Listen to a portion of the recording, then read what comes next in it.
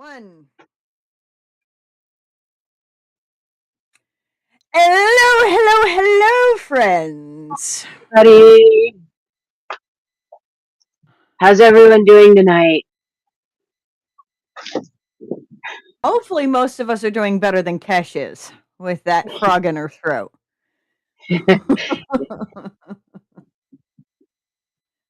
Good. Doing better than I was earlier this week, so there is that. There is that. So, uh, eardrums are now recovering. Do I want to I'm very. know? Is this a we're too loud thing? Oh, Izzy was loud. Izzy was loud. How was I? Well, that was weird. So there we go. Welcome to the Hold My Pen Promptcast. I am the co-host Izzy Krause, aka Designated Reader, that I share with other people when my COPD is acting up. We are down a fearless leader. She and PA Power, Julie DeFisher and PA Power are at Sinful Signings in Roanoke, Virginia. They may pop into the comments as the night goes on, or they may be rocking it out and having fun cutting loose. So hopefully, there we go. So to my side is my best friend of nearly 3 decades. You all know and love her as Cash Butler. I have a few other choice names for her, but that's okay. That's privilege of bestiehood, right?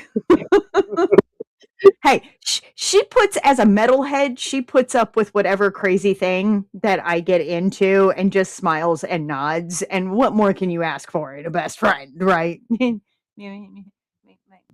little skazoos. Yes, we Hey, saw the Hazel. picture sticks. Julie put them in the Discord. Yes, Julie did put them in the Discord. A wild Styx was spotted in the wild, and there are pictures and proof he does exist. So, uh, absolutely.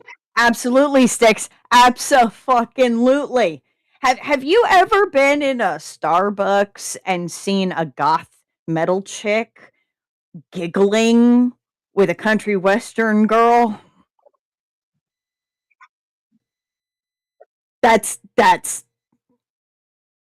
I mean, I'm not really doing the goth thing really well right now. no, that's fine, but that just encapsulates the entirety of we're the odd couple. We'll Yes. be John Lennon and Walter Matthau. God Yep. help it if we ever. No, sorry. I was just getting ready to say, God help it if our kids put us in a home together, and then I was like, wait, nope. I have already extracted promises from my children that I will stay in this house. If I get that bad, they're supposed to push me off a cliff. I haven't had that discussion with mine yet, but he's a little young for that. He's a little younger. He's a little younger. Yeah, there is a decade between my youngest and your child. So, I Yes. can have those conversations with my kids. Um, so there we go. I mean, on top of that, like, hopefully everybody knows who Jolene is. Thank you, Dolly Parton. One of my kids bought this for me, saw it at a thrift store, and said, That suits mom." So,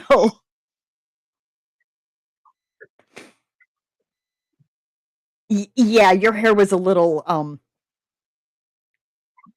excited. It happens. Static. It happens. It happens. We'll just I blame mean, it on the static electricity. yeah, there we go. I mean, hell, I was having issues with mine, so I did a whole nother chop up. I mean, you guys are used to seeing it down to here, and I've taken like what 6 inches off that hair. It's have him, but close. Yeah, Jolene, you can have him.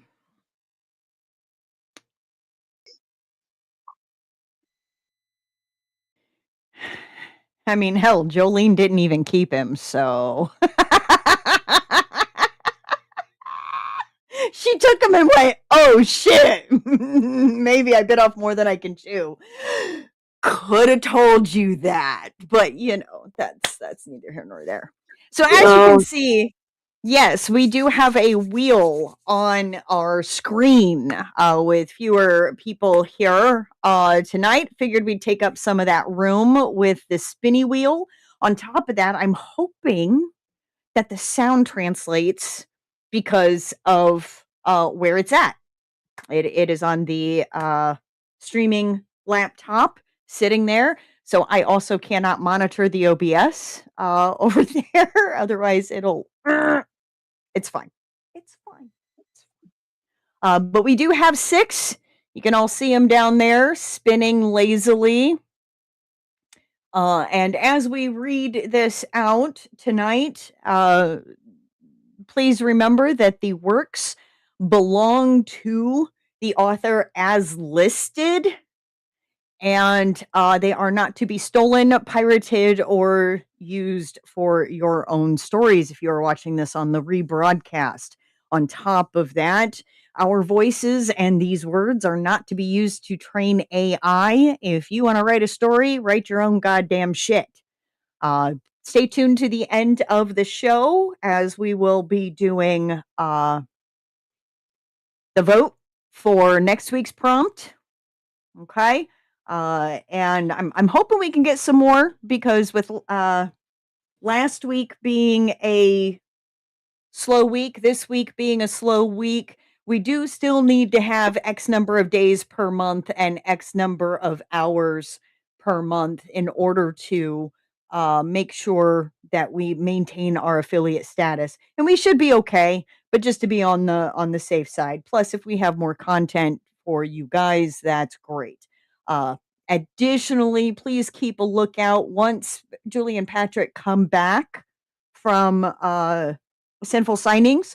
The crew, along with Styx and Nutter, aka Bitzer, we're gonna look at moving into author interviews and what that's gonna look like, and days, times, that sort of thing. We're thinking Friday evenings so that it doesn't cut into the Promptcast, and it's gonna have a different format, different layout on the screen, the whole 9 yards, but still running on the Hold My Pen Promptcast side. So we're going to be able to introduce you to a whole bunch more new authors and introduce you to other authors.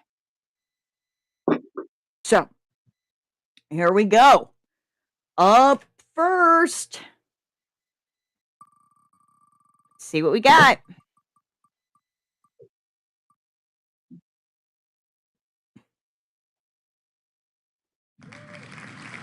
The people who did submit are some of our heavy hitters. I feel, as far as like writing and their stories.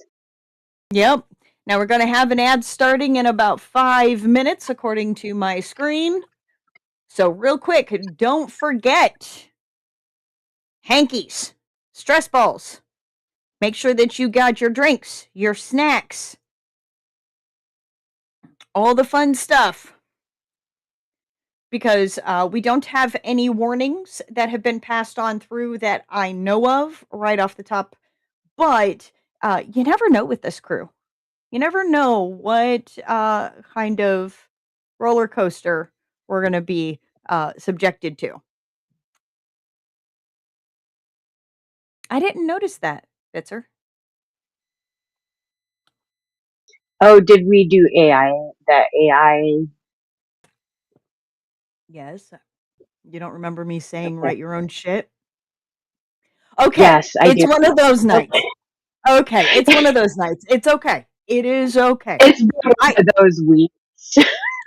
I can imagine. I can imagine. And while we wait for this little ad break, I mean the last 2 months have been okay, look. This has been the last 2 months of my life. Okay? It's fine. It's fine. I'm one of those K-pop moms. It's okay. Um, and at the same time, realized that I needed an emotional reset. And as much, I was supposed to be at Sinful this weekend with Julie and Patrick, but I knew that I needed to take care of my mental health first and foremost. And sometimes brain fog just takes over, and you got to be able to just do what you can do and don't punish yourself because it wasn't more, right? So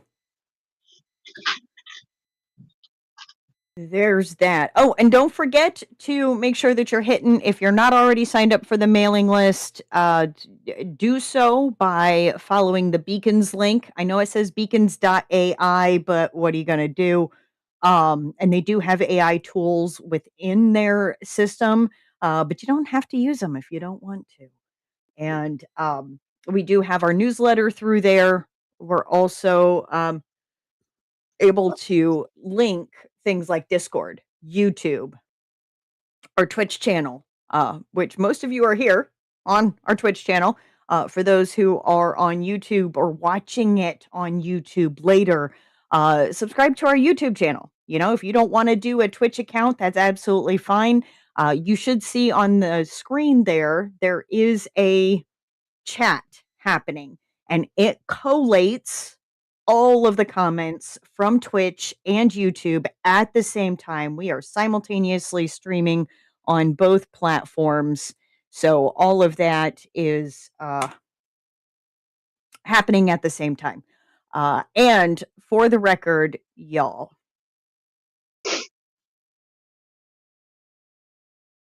newsletter bill is coming up here in a week or 2 weeks, something like that.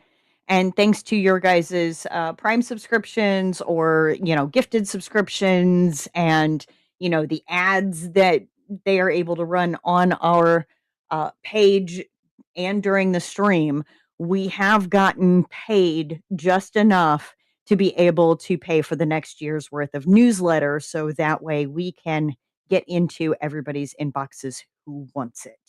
So, again, thank you so much for your love and support so that we can just keep dumping it right back into providing you guys good content and a home, a weekend home where you can hang out, talk to other writers, etc. So absolutely. Find the right people. We were even talking about that in the Discord just a little bit ago. We were talking about publishing and the current state of it and indie publishing, which, let's be honest, most of us are self-published. We're indie authors who self-publish. There are also independent publishing houses, um, not to be confused. So,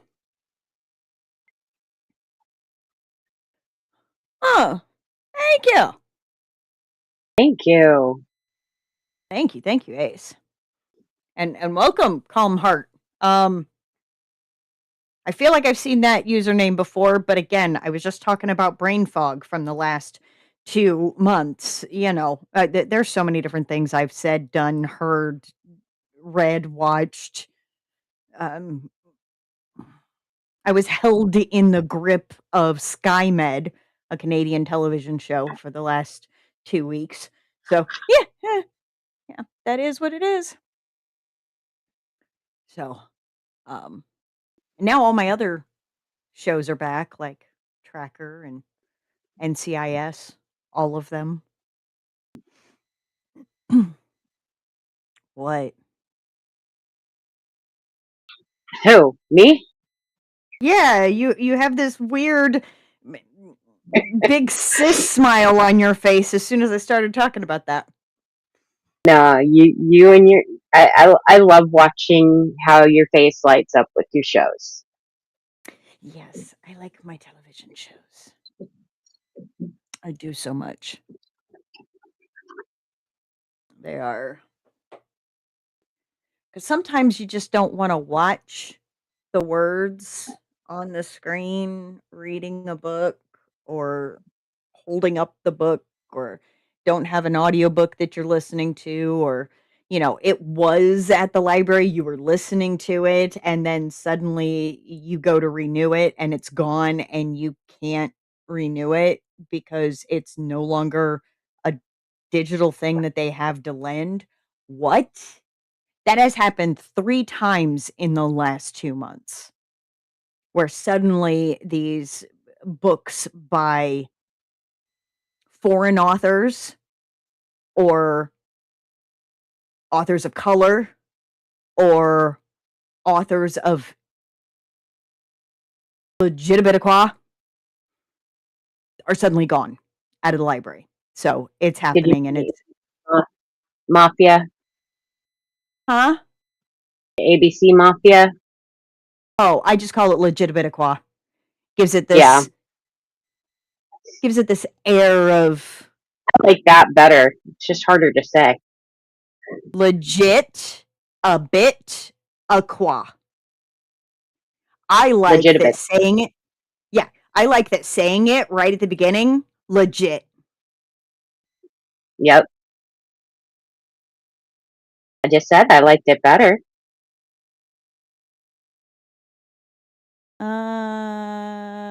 Okay, so tracker is back. Well, I mean it should be right around the corner. Um and I did watch my Fire Country and Sheriff Country. Got back in there. Can't believe Travis got shot. Um I have not watched the latest Watson episode, but you cannot go wrong when it's Rumpelstiltskin playing Sherlock Holmes and occasionally makes an appearance.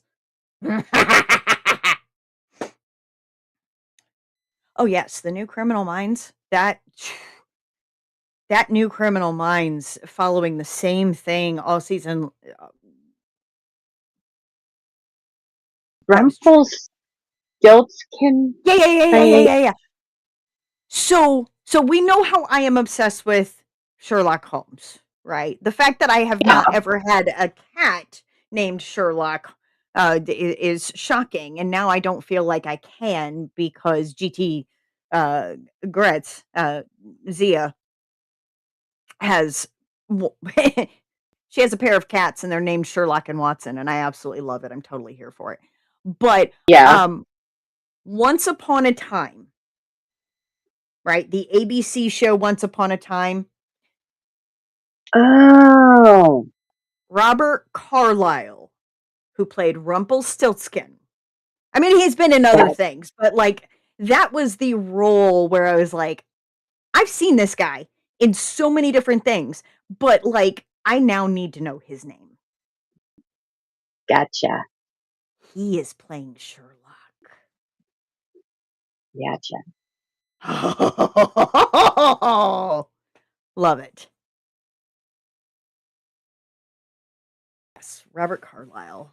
He's just was he in 28 days or was he in 28 weeks later? I don't remember. Anyway, our ad is now gone, and as has been up on the screen, Trisha Jones is up first. All right. I'm sitting at my desk doing my work. I was looking for a notebook so I can write down a couple questions I had for my boss so I could ask him at our next meeting.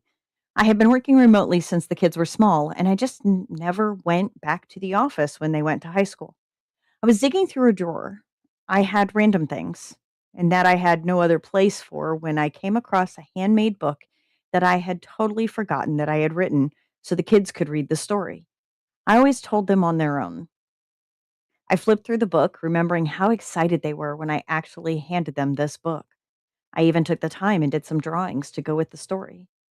The drawings were not good, so apparently my kids really liked the story as they grew older. They stopped reading it, and it was just stuck in my drawer.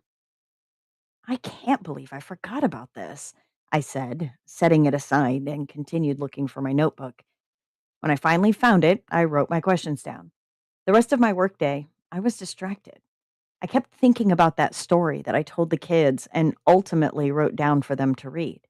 I thought about how happy I was. I remember as a child, I would write stories just because I felt like it. I did that up until I had my kids. I stopped doing it after I had the kids because my time was taken up by being a mom and doing my work so that we could survive. Now that the kids are older, one in high school, the other in college, now that I have the free time, maybe I should start writing again, I thought. Maybe I could get my stories published. Maybe other children would enjoy them. Maybe I could write stories for adults, not necessarily have a ton of adult content, but maybe something more than just children's stories. At the end of the day, I shut down my work computer and headed to the kitchen to start dinner because my youngest would be home from school soon and they deserve to have a hot meal. Just as I finished dinner, my daughter came home from school. "Hello, sweetheart. How was your day?" I greeted her. "My day was okay, Mom. Normal high school stuff," she replied. "Okay, well, sit down. Dinner will be done soon." She sat down and worked on her homework while I finished up dinner. After it was done, I put food on the table. We ate in silence for a while. Well, I got the nerve up to ask my youngest a question. "Sweetheart, how would you feel if I started writing again? Like professionally? Like I want to be published?" I asked nervously. "I think it's a great idea, Mom. You always told the best stories," she answered excitedly. "Do you think I would be any good at it?" I asked. "Of course you would be good at it," she said. "Now, what would you write? Would you write for children or would you write for adults? What genre would you write?" "I was thinking that maybe I would try my hand at writing a couple kids' books and then go to writing books for adults. I just wanted to try," I answered. "I'm just not sure if I'd be any good at writing for adults at this time." "All you can do is try, Mom. Even if you're just a children's author, I would be so proud of you and I would brag about you all the time." "Thank you, sweetheart," I responded, smiling. After dinner, she helped me do the dishes and then she went up to her room to finish her homework. And I went into the living room and sat on the sofa with a notebook and a pencil, and I started writing. By the time I stopped, it was about midnight, and I had filled 3 notebooks. The next few weeks went by where I would work my normal job during the day, make sure that my daughter had dinner and that she did her homework, and then I would sit until the wee hours writing. I decided that I was going to be a published author, and I was going to make it as someone who was creative and not just somebody who worked with numbers like my current job.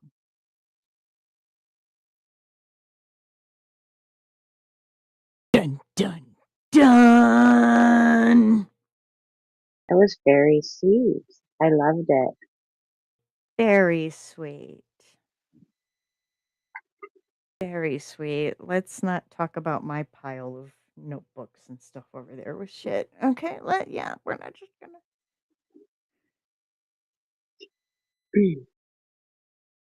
Pat, I Patrick, Patrick. I see those comments over there, Patrick.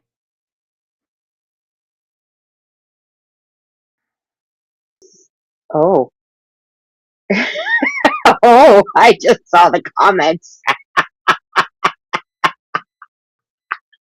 Nice. I can't even. I can't even with you.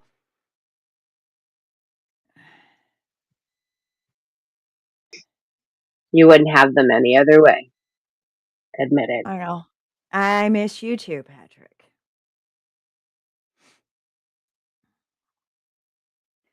All right. Next victim. I mean, author.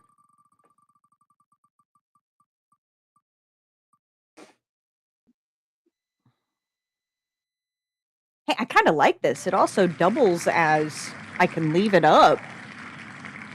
And for the entire clip, there's Cash Butler on the screen. Is that what it rolled to? Because I can't see it. Yes. Okay.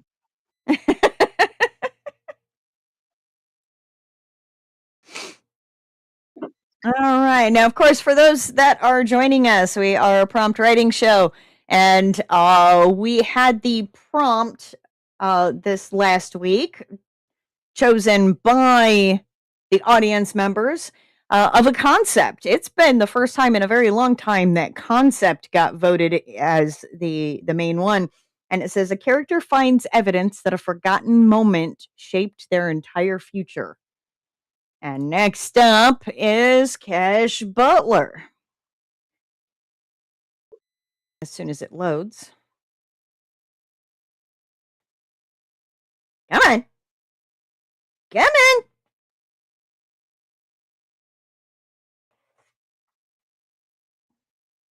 Like being difficult?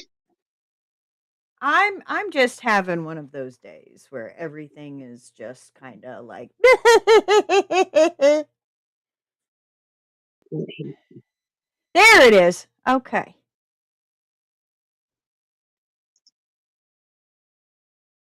Oh, that is not what I wanted.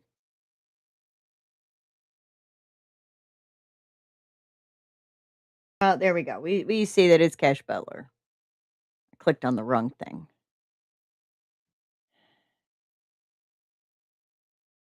There we go. She moved her hand to try and pull one of the boxes shoved toward the back of the closet. As she tugged, trying to loosen it, failing and realizing it was on something she couldn't see. Another hard tug, and the box moved, pushing the pink music box sitting on the front edge of the shelf to the floor. The wooden box fell open, the discordant notes of the musical element being jarred by the sudden stop as it hit the floor. Getting down on her knees, Suki opened up the music box and tipped the contents onto the floor. In it was a variety of pictures and ephemera from over the course of her life falling out on the wooden floor. One photo in particular caught her attention. She smiled. It was her when she was a little girl. Little her was standing in front of the reconstructed skeleton of the giant prehistoric crocodile Dinosuchus. Suchus? Dinosuchus. Dinosuchus. I think I like succus better, but it's fine. It's scientific, so we're going to go with it. Dinosuchus. It was a school trip to the Children's Museum, and she had become smitten by the sheer enormity of the skeletons in the main room of the building. She didn't know it at the time, but that trip was what would set her on her current trajectory for college. At first, she had devoured everything she could find about every dinosaur and prehistoric animals she could. She read everything in the school library, and the library at the children's home dorm she lived in with 5 other girls. Two of the other girls made fun of her for her obsession, but it was one of the few things she had at the time.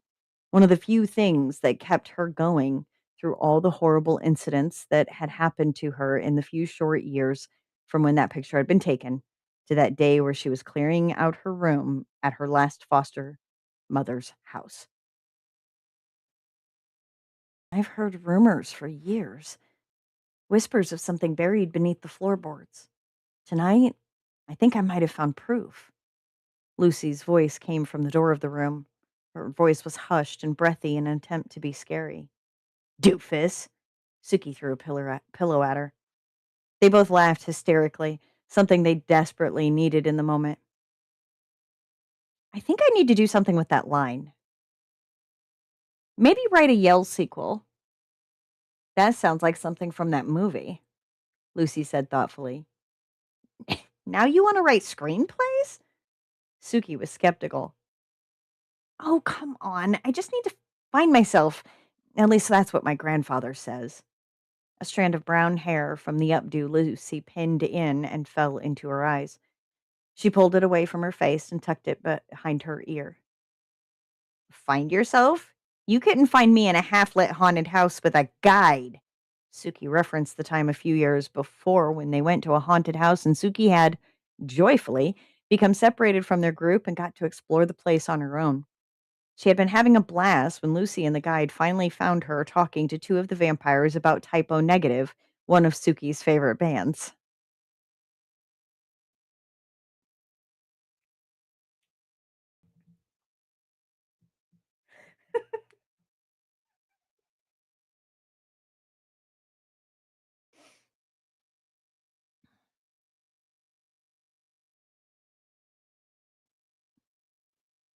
It was designed for people to feel lost. Lucy placed her hand in the center of her chest, feigning shock. She broke into more laughter. But seriously, those vampires were cool, Lucy finished. Hell yeah, they were, Suki agreed, while finally standing and walking over toward the door, the picture in her hand still. What's that? Lucy pointed at the picture. It's a picture. It's me at the Children's Museum when I was 9. She handed the picture to her friend, who looked at it.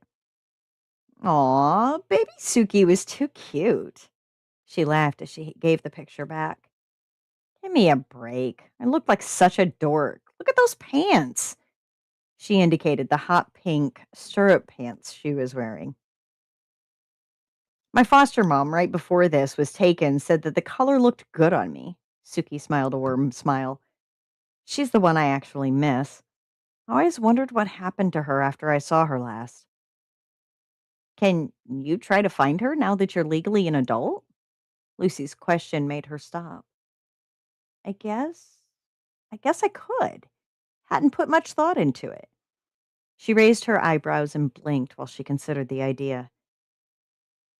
She lifted the picture up to look at it. I might see if I can find her one day. Right now, we have a house to deal with. Right. Lucy looked forlorn at the thought. This would be a little easier if. Never mind. She stopped mid sentence. If it's who I think you were going to mention about, never mind is right. We're better off without him. Suki suppressed her irritation at the thought of her best friend's brother. Thankfully, he was deployed to Afghanistan and not someone she had to deal with, at least not for another few days. Why don't we take a break and go eat some Chinese or pizza or something super sketchy like that burger place downtown? Lucy suggested, changing the subject.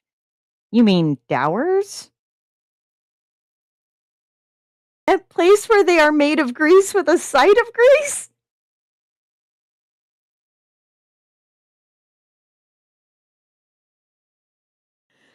Suki looked scared.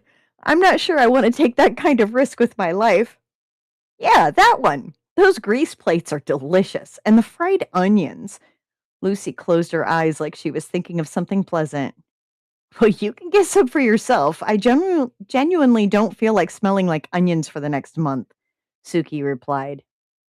Okay, Chinese it is, Lucy said as they left the house to find food. Dun dun dun. You know exactly what I'm talking about.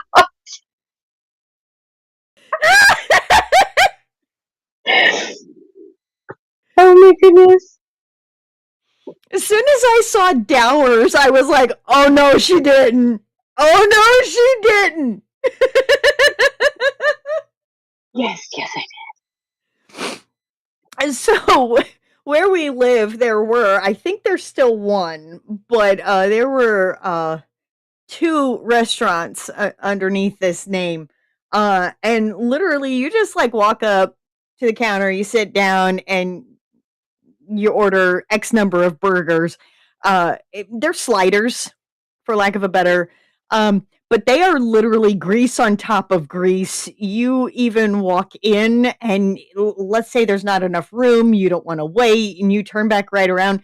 You smell like their burgers for at least a week. I don't care how many showers you take, it just immediately gets into your pores. I knew exactly the restaurant.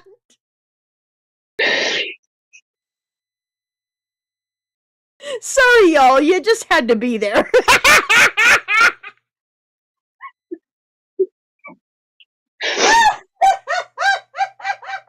do this to her every March. What? I do this to you every March. Every March you troll me. Every March. It's fine. It's fine. It makes me laugh. You love it, admit it.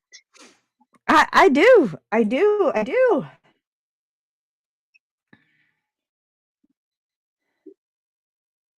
All right, here we go. Oh, yeah, and my ex would go there, and like he would come home and he'd be like, "Honey, I went to Powers," and I'm like, "Did you eat onions or no onions?" And he'd be like, "I ate onions." I go, "I'm sleeping out in my chair." I don't blame you. Oh my god, his gut and onions did not play well with my nose hairs. Nose hairs. Yeah, no. The fact that I have now been single and living in this house for just over 3 years, I have nose hairs again. Are you saying his stench burned them out? Yes. Oh, and Right. here's the great thing, right? Will and I like to cook, right? And he likes to put onions in. Well, one day the three of us were cooking in the kitchen, and Lex said, "Oh, Mom, we can't use onions." I go, "Why can't we?" "Well, because of the gas." And I was like, "Honey, that was your former stepfather. I like cooking with onions. I like the extra added flavor that it puts in there. I just had to reduce all onion intake in that house because I wanted to keep my nose hairs." So now there's always onions in our house. We're always cooking with onions. And I'm like, yes, freedom! I can cook with onions. It's glorious. It's glorious. Okay, Hey, ready, I'm Freddy. glad you're back. Huh? Glad you're back. I'm glad to be back. This is the Great. Izzy I like seeing. Not that I haven't been here. You all know this. I've been here. I've physically been here, but like the lights were on, but nobody was home. I needed to go through another bout of trauma recovery. That's just all there is to it. I heard a quote actually really early this morning that stray kids, you don't find stray kids finds you when you need them the most. And that's literally what happened 2 months ago. And I needed to work through some things and process some things. So we're back in business. And we need to pick a next victim. We have 4 left, as you can see on the will. And I also very much like that I was able to pick a color palette for them so that it goes aesthetically with our screen. That was. I just saw one of Bitzer's comments. Typo. Negative. I saw it. I think that is fantastic. That is dad level joke that absolutely is good. Mm-hmm. Oh God. No, but speaking of stray cats, y'all know how I talk about Hades, my beautiful PTSD kitty who has made a lot of progress over the last 2 years that he's been living in my home. He and I and Star were laying on the bed, and he got right up next to it, and Star thinks that she's an only cat household, right? She's a single child as far as she is concerned. And she let Hades get up close. He licked her head and she didn't bat at him, even licked him back a little bit. But right before she moved to get kind of closer to me, I felt a paw on my shoulder. I thought it was Star. It was not. It was Hades putting his paw out and touching my shoulder. Um, and I had to try really hard not to burst into tears because for him to lay that close to me, not run away, when I lay down, and to reach out and touch me like that is just leaps and bounds amazing. So I'm kind of also on a euphoric high because my baby loves me. He does. He loves me. Yes. Thanks for not giving up. Yeah. He's the lover. There's a reason he's the deadly sin of lust, cuz he just wants everybody to get along. All right, real quick. Yep, reminder to subscribe.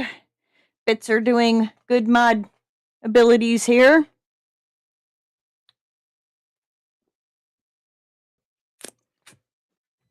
Yeah, I'll be honest with you guys, the same way I was honest with my boss before I started my vacation. Um, I was diagnosed with manic depression when I was 14, and I have dark thoughts, like those kind of thoughts, right? And they've been hitting quite a bit in the last couple of months, but I don't want anybody to worry because I am a spiteful old bitch. And my goals are to outlive my mother, who made me feel like absolute crap, and to reach well past the age that any of my parents have passed away. So my first goal is age 66, right? Okay, I got 20 more years for that. And my other parents are all still alive, so they're getting up in age. So, I gotta outlive them. I gotta wreak havoc and chaos incarnate all over this world, and forcefully bring everybody into my various different obsessions so that at least you understand what the hell I'm talking about, even if your eyes are glazing over. So, but that's what I've been dealing with. These are thoughts that happen in my head on the regular, on the daily, and I'm constantly reminding myself that my brain is fucking lying to me. But sometimes it's a little bit more difficult to tell them to shut up, and I do a lot of bed rotting and doom scrolling, and it's okay. But I want to make sure everybody is rest assured you can't get rid of me that easy. Yeah, My not going my anywhere. inbox proof of the doom scrolling Yes. Yes. I because may have been despite sending out a lot of of video pebbles, memes. Yes. you were sending out a lot of pebbles there, which I appreciate, even though I don't get on social media much anymore. Oh, that's fine. Hey, people are just really, really lucky right now that I'm not sending y'all the Stray Kids content that I am consuming because y'all ain't gonna find it funny. I find it fucking hilarious. I just want to pinch their little cheeks and go, "Aren't you such a sweet boy?" And the jokes are funny. And I have caught myself. Somebody said pineapple the other day, and I go, "There's a piece of pineapple on my burger." And my kids looked at me like, "What the fuck are you talking about, Mom?" I go, "Don't worry about it. This is something that only makes sense to me." Somebody said something about a building, and I go, "Singmen in the building." They're like, "Good God, Mom, what is happening to you?" And I'm like, my brain has been taken over by 8 Korean men. Just the memes write themselves. It's all funny to me. None of you people are going to get it. So just smile and nod, pat me on the head, and maybe hand me a peanut butter and jelly sandwich. Okay? We're good. Sticks, you don't know.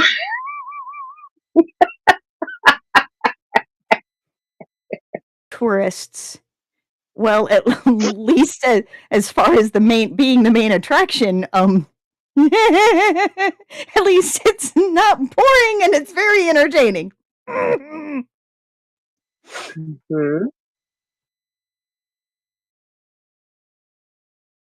Yep, PB&J in a juice box or a Dr Pepper. More. Do they make box Dr Pepper? No, but I think there's a missed marketing opportunity right there. Yeah. The I adult mean, this juice. this is a missed opportunity. I don't know. Y'all have seen me do this a million and one times. This is the top of a water bottle. This is a missed opportunity. Hey, Dr. Pepper, are you seeing this? Just saying. I do not have a Dr. Pepper shirt, and I will not have a Dr. Pepper shirt. It's a very heartbreaking reason why I will not have a Dr. Pepper shirt. We can talk about that another time. Holding in so many crude jokes tonight. Why? I was about to say, why? What's Why? different from tonight than any other night? I mean, I'm back, baby!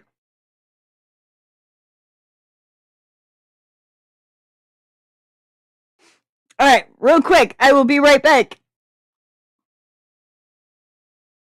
That Yes, I is get. a minute out from being done.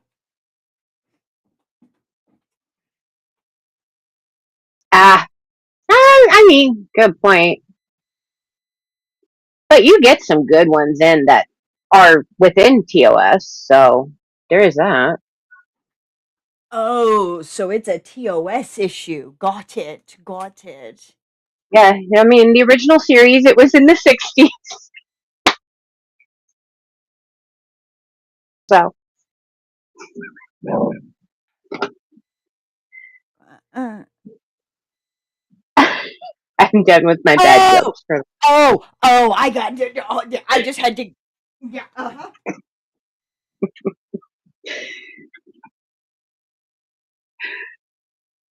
So hopefully everyone's enjoying themselves so far. Enjoying Izzy being back.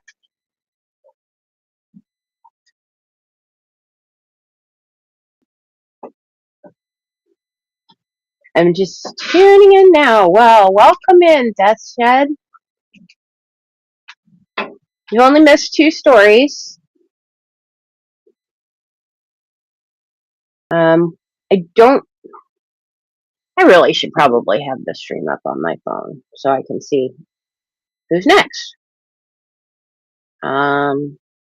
Maybe. Oh,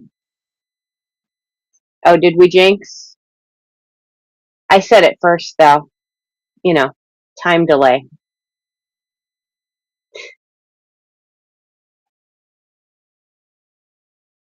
So,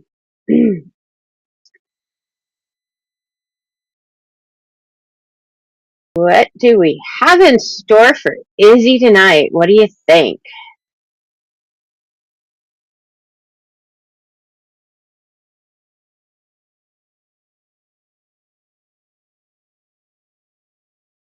I'm hoping everyone is keeping my challenge in mind. Oh, that is true. You have that time machine.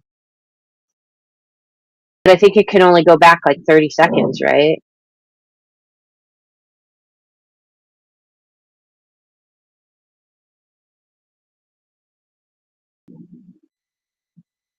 Oh, we have the spider monster tonight? The challenge is to make Izzy laugh and make happy. She's been so down recently. Make it heartwarming, yeah. And Trisha did a really good job.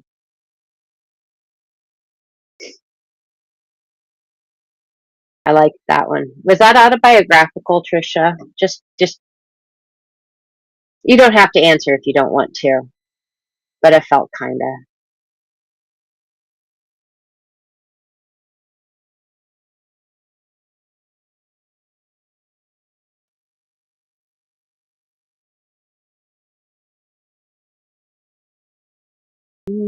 Did she?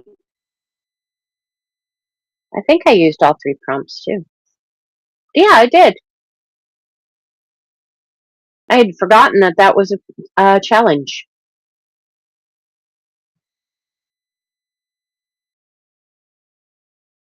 Partly.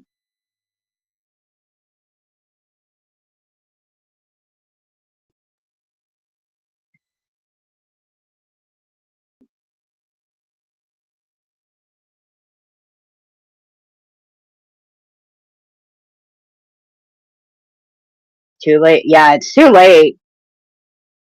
She gonna come back and read that.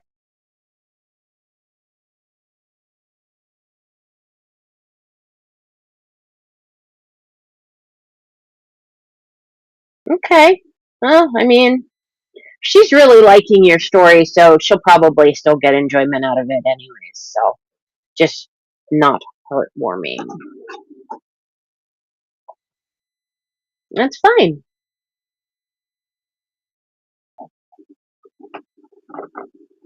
Like my overall story, I don't feel is heartwarming like my overall book, but that was just kind of a vignette that's related to something else that happens further down the line. It's not even in the book that I'm editing right now, but it gives me a starting point at that future time. So there's that. Continuation of the Malvos. Oh my gosh. Because you've got two different stories going on, right, Ace?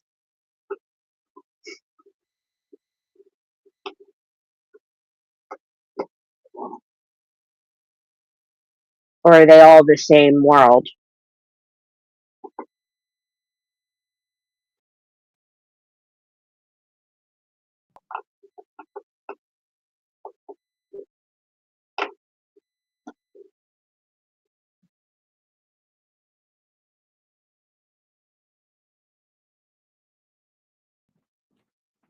Okay, good. I remembered to press There pause she on the is. music before I came back in.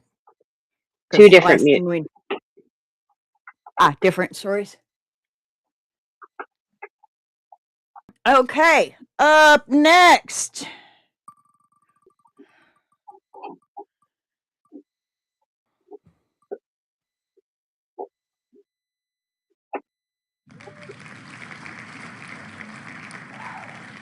So who's the next victim?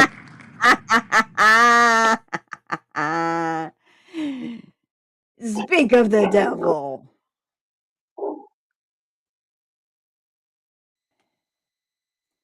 So it's Tessa, Alrighty. Cult of the Spider Queen. Yes. I mean, yes. Please remember, I did ask for more of this. Yes. So, and that's saying a lot when I've got an issue with spiders. Okay. There we go. Okay. A little trigger warning. There's some disturbing imagery, some violence, but we're mostly used to this particular brand of violence. And there's some derogatory language towards Germans.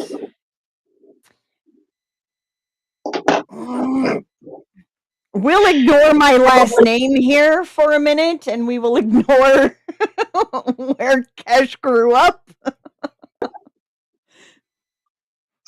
It's the time period. I'll let it fly. It's the time period, and there are no cultures in the history of the planet that were always on the right side of history. So Mm-hmm. there is that. All right. Cult Okay. of the Spider Queen. Here we go. Hostile whispers swirled through the air around Robert as he hurried through the mansion at the heart of the winery.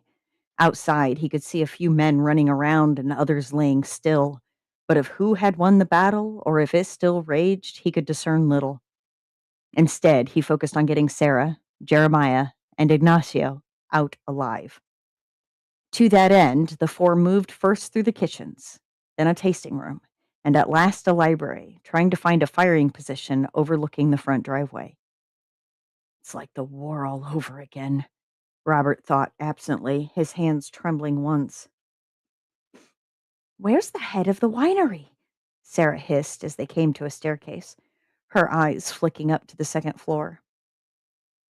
Mercifully, Mr. Grasso is out on the circuit, Jeremiah muttered. Would he think of watching his poor vineyards turning into a battlefield? Oh, it might well kill the man. Enough! How do we get out of here? Ignacio hissed. A chilling scream ripped through the air, Robert racing to the window as a light caught his eye. To his horror, he saw Simon burning one of his men alive, cruel black smoke rising from the little pyre as the man held his arms over the conflagration. The scent of burning flesh sent his mind back to the trenches, the whistle of the Kaiser's bullets sailing over his head again. Oh, no, Sarah muttered as a flare of flame rose from the charring corpse and swirled in the air. We have to run. That churning swirl of fire turned into the shape of a man, the man which had just burned, the eyes locking on Robert. Ears ringing, he heard his commander, Sergeant Henry Jameson, shout, "Flamethrower!" The screaming man of fire sailing towards him became the gas-masked soldier looming over the trench parapet, a gout of flame rushing down the length of the trench as Robert ran once more. The mansion, winery, even the cultists were gone. It was him and the Krauts again. He lifted his rifle and fired, his bullet ricocheting off the flamethrower man's helmet as he wove down the trench. Will Culver and Oliver from Brooklyn appeared around the bend, alive and whole but for a brief moment before the stormtroopers launched themselves over the parapet. Oliver took a shovel to the neck, Will a club to the head, blood splattering in the mud. He lived long enough to ram a trench knife into the first stormtrooper while Robert gunned down the second before rounding on the flamethrower man. A gout of fire burst out once more, Robert barely ducking around the corner in time. Burning air shot past him, his skin crackling as his hair singed. He coughed, smoke swirling around him as he clutched his rifle. Then he ducked around the corner and fired right into the flamethrower man's tanks. He screamed as he lit up, a hand grabbing Robert as Henry's voice called, "We have to move, Bob!" "Don't call me Bob," he muttered, sliding toward the ground, blood oozing through his fingers, falling, the world spinning around him. "Don't call—" "Get off me, gringo!" a voice shouted, a hand shoving him against the window. Robert's eyes flashed open, a shuddering breath escaping his lips as he looked over the interior of his own car. Sarah was at the wheel, Jeremiah in the passenger seat, glancing wide-eyed at him. Beside him, Ignacio cradled a bleeding man he did not know, the latter glaring at him irritably. He waved a bloody rag at Robert, hissing, "Put that gun away before you kill us, you carbon." Robert looked down at his hand, seeing that he was clutching his pistol in reddened, burned flesh. "What in the devil happened?" "Temporary insanity is what I'd say," Jeremiah muttered. "You went loco," Ignacio muttered, making the sign of the cross. "Good thing you got us out of there, or I'd have shot you myself." "I did? I did?" Robert swallowed, checking the cylinder and counting 3 spent shells before he holstered his .38. "Sorry." "We can talk about that later," Sarah said through gritted teeth. "Just pull yourself together and focus on what's ahead." "And what is ahead?" Robert asked blankly. "Trouble," Jeremiah replied. "I'll explain more later." Robert shook his head, leaning against the window as the trenches played back in his head. How they related to the mansion and their flight, he had no idea. He watched the rolling hills, covered by rows of grapevines, roll past until the spaces between reminded him too much of trenches. And so he closed his eyes and tried to think. Sarah opened her handbag and tipped the contents onto the car's floor, searching through the oddments for the counterfeit coin. For an agonizing moment, she was certain it had been lost in the chaos of fleeing the winery. Yet, beneath a billfold and a perfume bottle, she found it. The ersatz medallion with its crude inscription. She handed it off to Jeremiah, who had set up his little laboratory on the hood. It seemed unwise to Sarah to put chemicals and utensils on hot metal, but she didn't have the inclination to argue. Instead, she gathered everything back into her bag and stepped out of the car, taking a deep breath of the evening air. They were parked off a crook of the road with a pair of worn tables beneath the shade of towering redwoods. Ignacio and Juan had staked out the approaches, both men paranoid and desperate to return home. Sarah frowned at them as she circled the car, thinking, and we can't bring them into this. We're already on the verge of a war, and the sheriff is on the other side. She circled around to Robert, finding him sitting in the car with his legs out the door, looking vacantly upon the yellow, grassy hill across the road. As Sarah slowed, he spoke, his voice distant. What did I do between the basement and the car? It's all a blank. It's not much clearer to the rest of us, Sarah replied, hoping it was what he needed to hear. Now let's focus. Simon was wounded and will probably be in trouble for that stunt at the winery. Probably. Maybe. This might be important, Robert muttered, shooting her an accusing glare. I'm tired of not knowing what's going on. You and I both, Sarah replied, shrugging. Robert grunted, his lips twitching as he prepared to speak. Before he could, Jeremiah hurried up to them, looking grave.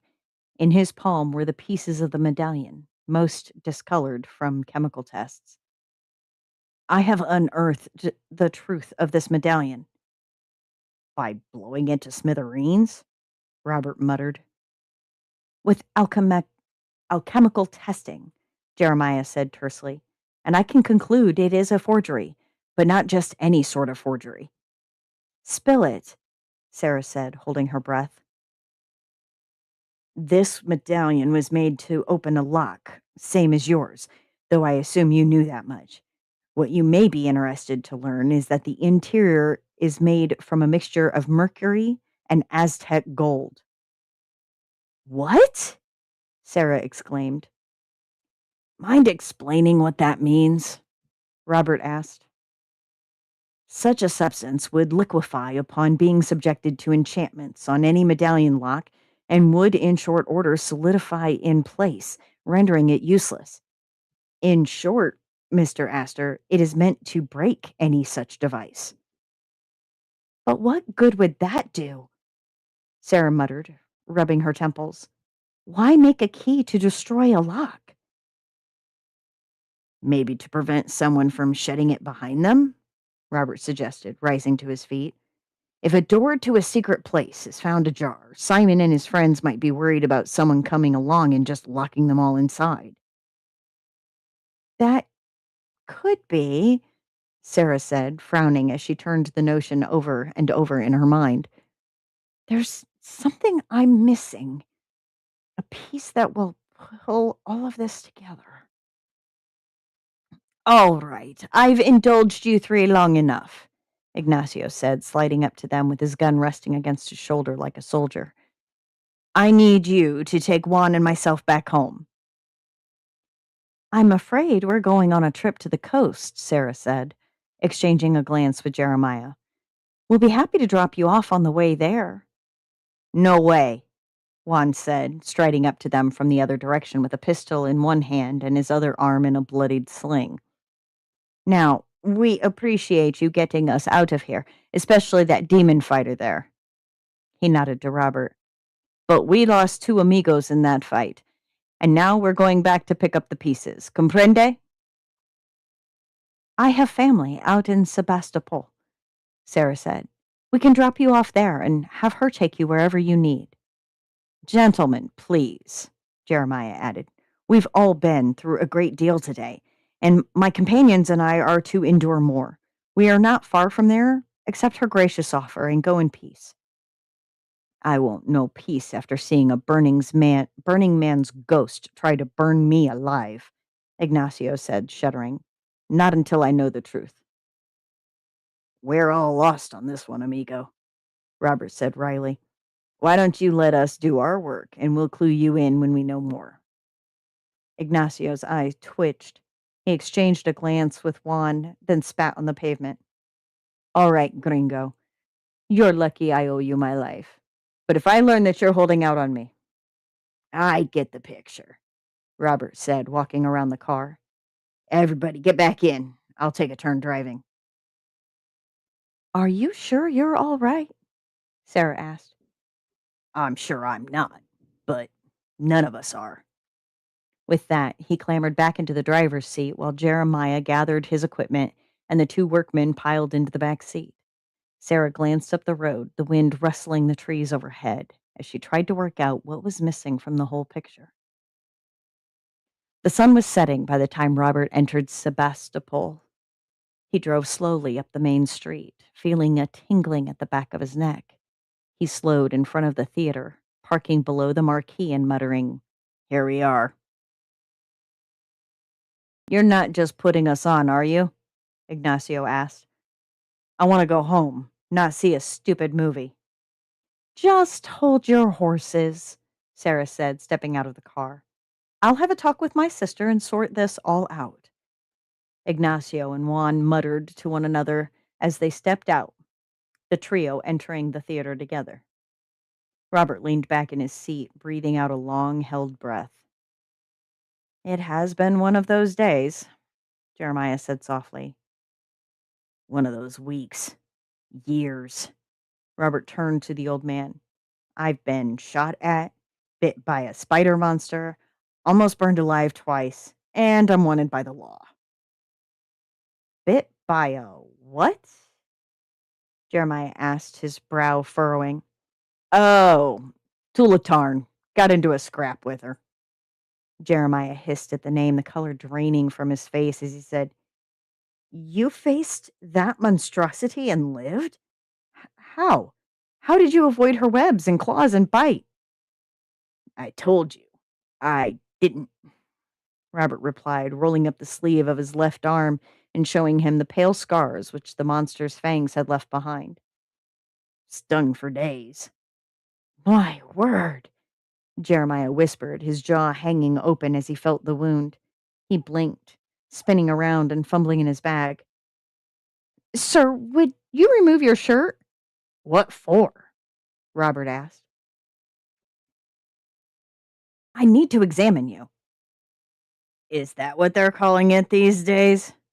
Robert snorted. "Mr. Astor, you were bitten by, well, you shouldn't be alive." Jeremiah took out what looked like a magnet. "Please, I need to check you." "I'd rather. I don't know about that." "This could be the difference between life and death." Reluctantly, Robert pulled up his shirt and tossed it with his coat onto the seat. He turned and faced the wheel as Jeremiah ran the magnet over his back, feeling equal parts tense and foolish. On the lower side of his back, right where the shrapnel had struck him, the magnet stopped. Jeremiah inhaling. "That's just the metal left by the Kraut shell," Robert said quickly. "This is no shell fragment, Mr. Astor. I believe you've had an amulet implanted here." "That's not possible," Robert muttered, his hands shaking on the wheel as sweat beaded on his skin. "It was a shell wound. And here, another implantation scar." "No, you're wrong," Robert said weakly, stars flickering in his vision. "You're wrong." He blinked, the French rectory appearing before him, the one where his squad had bivouacked before the artillery bombardment had come in. Only they were standing over a trap door in the back, the aged stones cold to the touch. Henry and David stood over the opening, holding the ring and a lantern as Robert told them, "I have a bad feeling about this."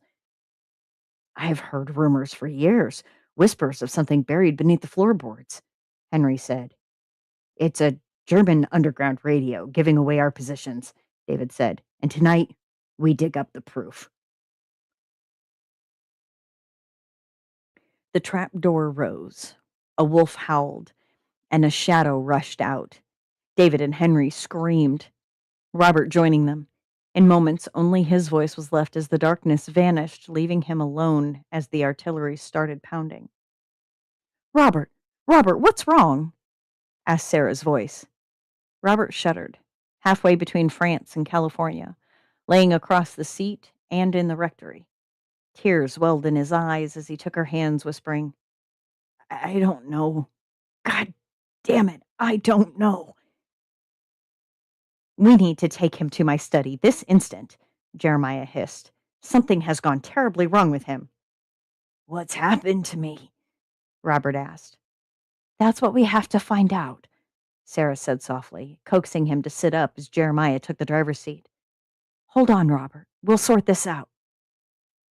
Yet her words were those of the medical orderly who had found him, both speaking the same cadence across time and space, and a third image flashed behind them both, of a masked man in a white coat cutting him open as chanting filled the room.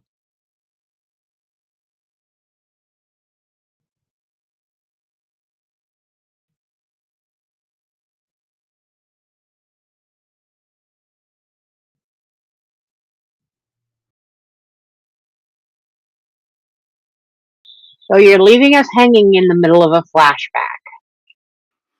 Fantastic. Oh, we got the first one of the night. How about that?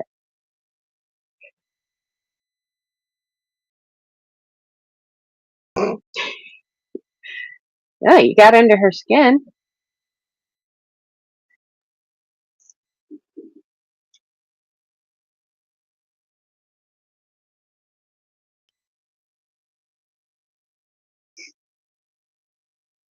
It sounds like it. We got monster spider women goddesses. You're not allowed to stop writing this.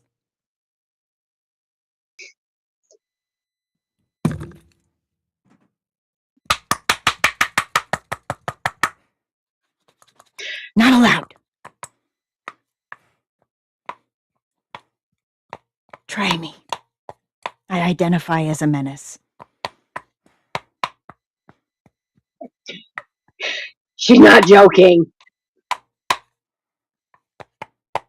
I even have my emotional support, Han.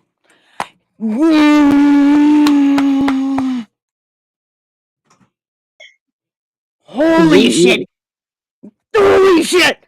This is historical fiction meets supernatural meets Indiana Jones meets The Underdark. This is yes!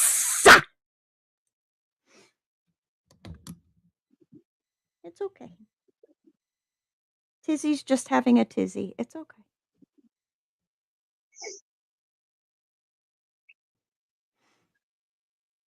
I'm loving that nickname my son gave you. I do. I do.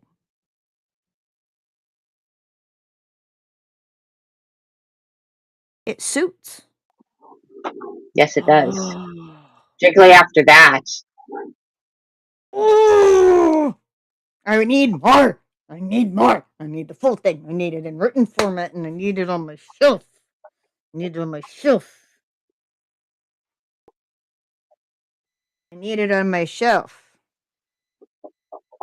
On my books. On my books. I need it there.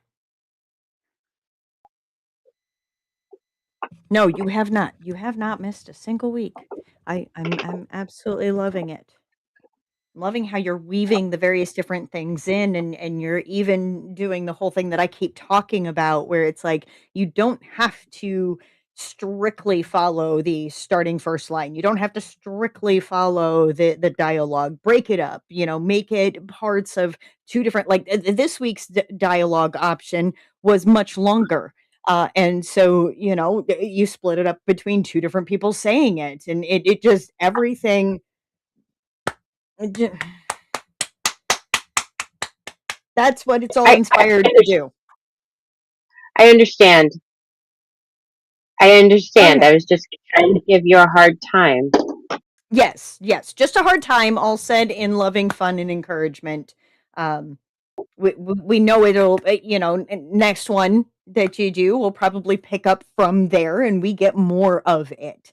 and really looking forward to once it's all completed, and then you can go back through and adjust for editing, whatever, get a cover.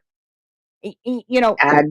not that I'm saying that you have to do this, but I'm also saying you have to do this because it's just that damn good. All right. Yep. Well, So we've got just under 2 minutes. And the ad will be up. Now, I will say this: there has also been some, not that people who don't have, the more we interact in the chat, I know it can be very engrossing, especially with death heads. That was very, very engrossing, and people forget to chit chat in the chat. But the more often that you chat, the less the more time that it puts between ads. I don't know. Sometimes it feels like people forget to breathe during his stuff.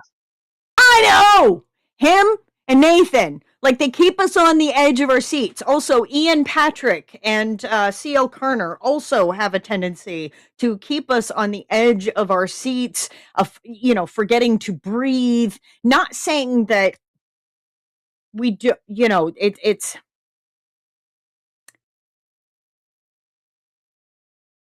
their style of work is very thriller, very whatnot. The others, we've got we're waiting for, oh my gosh, what kind of terrible thing is Dahlia gonna throw in there next? Like we're just waiting with bated breath, like who's getting maimed in this story? Because I like this character, and this character.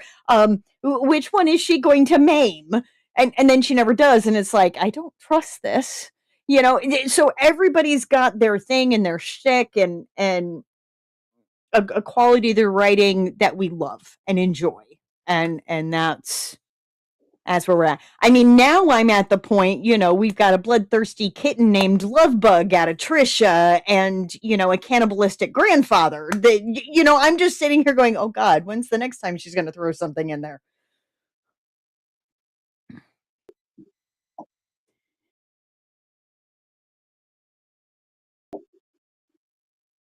Yes, we do have VODs on our side. Okay, we're back. Great. Yes, rolly chairs sitting on the edge don't end well unless you have it permanently like leaned back in counterbalance. All right.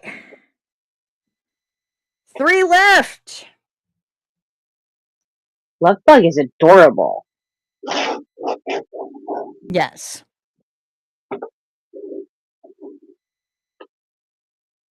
All right. So we have Anonymous 8, Ace, and CM Weller left. Who is our next victim?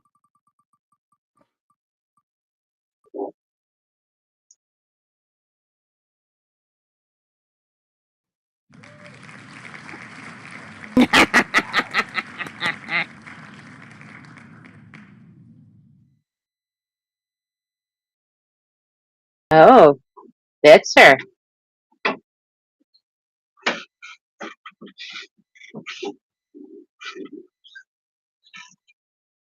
Preemptive don't. Preemptive don't murder me.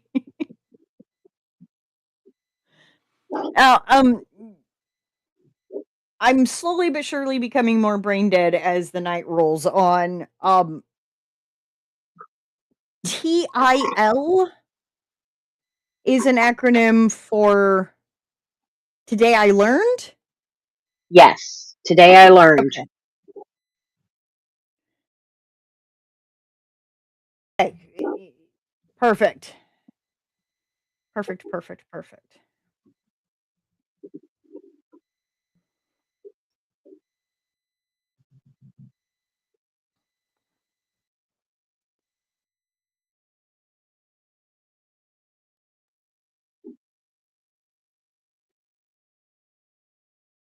Spinny, spin, spin, spin, spin. I do also got to say, just as an aside, I know nobody else can see what I see when I'm reading this stuff, but in a world of Times New Roman, Calibri, and Arial, Can I just absolutely love the fact that whatever Bitzer's got exporting, it's a typewriter font, and I'm totally here for it.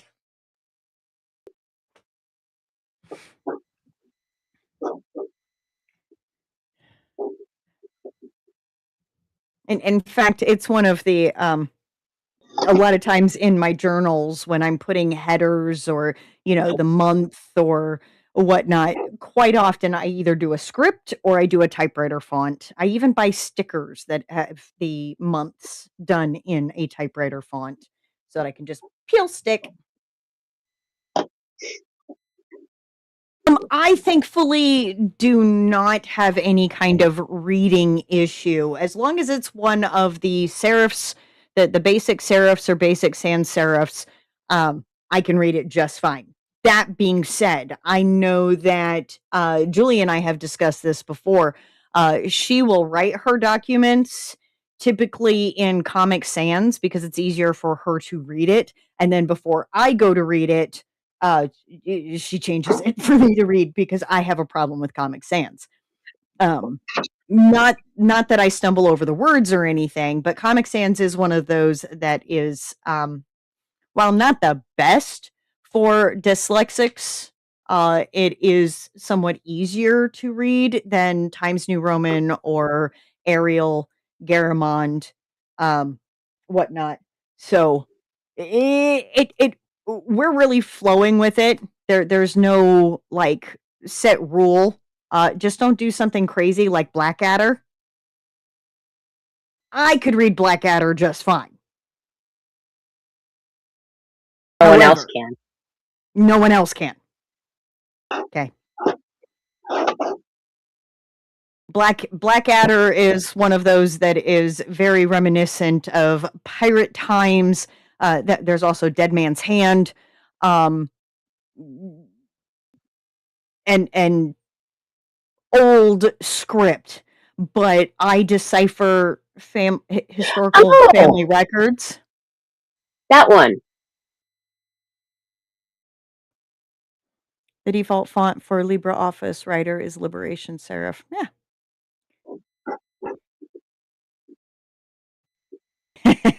Medieval black lettering. Yes. Yes, I'm a little bit of a font snob. I know names of fonts. Most people don't know. But, I'm a nerd on various levels, and you're all here for my craziness. We're all good. Okay. Next up, C.M. Weller. Mrs. Balvin undid the knot in her apron and transferred its contents to her new basket, atop a patterned fabric that had once been part of a flour sack. The rest of that pattern was made into little Yarrow's shirt. One by one, impossibly small clay circles, printed with impossibly small feet, laid reverentially inside. She tucked the cloth around them before extracting the stones from Yarrow's crib. It was clear which of her treasures she valued more. Xavier let her have her time putting them away, easing the lid over the little basket before finding a place to tuck it in amongst the finds in the cart. She'd had 4 days, only interrupted by stops at the inns to make it, which made him wonder about the process she might have had to create their original sanctuary. The picture he'd gained of Aaron Belvan was not the kindest portrait, to say the least. Not long until we reach the outskirts of Ambany, he said. You should be able to see the city at the next rise.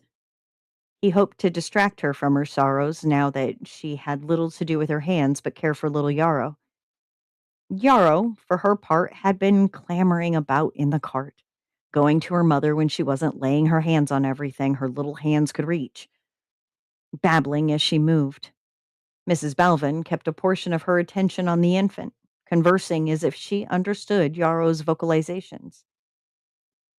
I expect we'll make a circus when we get there, said Mrs. Balvin.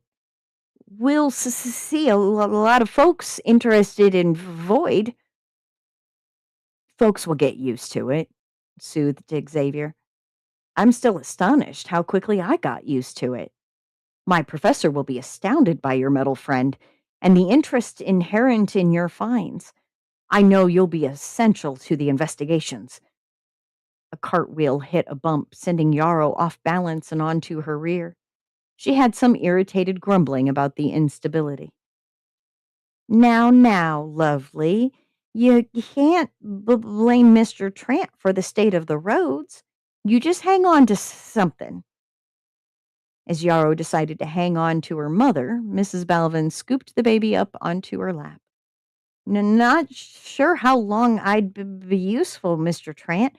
I can only read so much of the old words. Before last month, Mrs. Balvin, academics such as myself believed that nobody could read the old words. From your knowledge shall rise new layers of understanding. They reached the crest, and the patchwork of Ambony spread out below, a wide vista of tall buildings and small beset a wide vista of tall buildings and small, beset with smoke. He looked for the tall spires of the university, a temple of knowledge.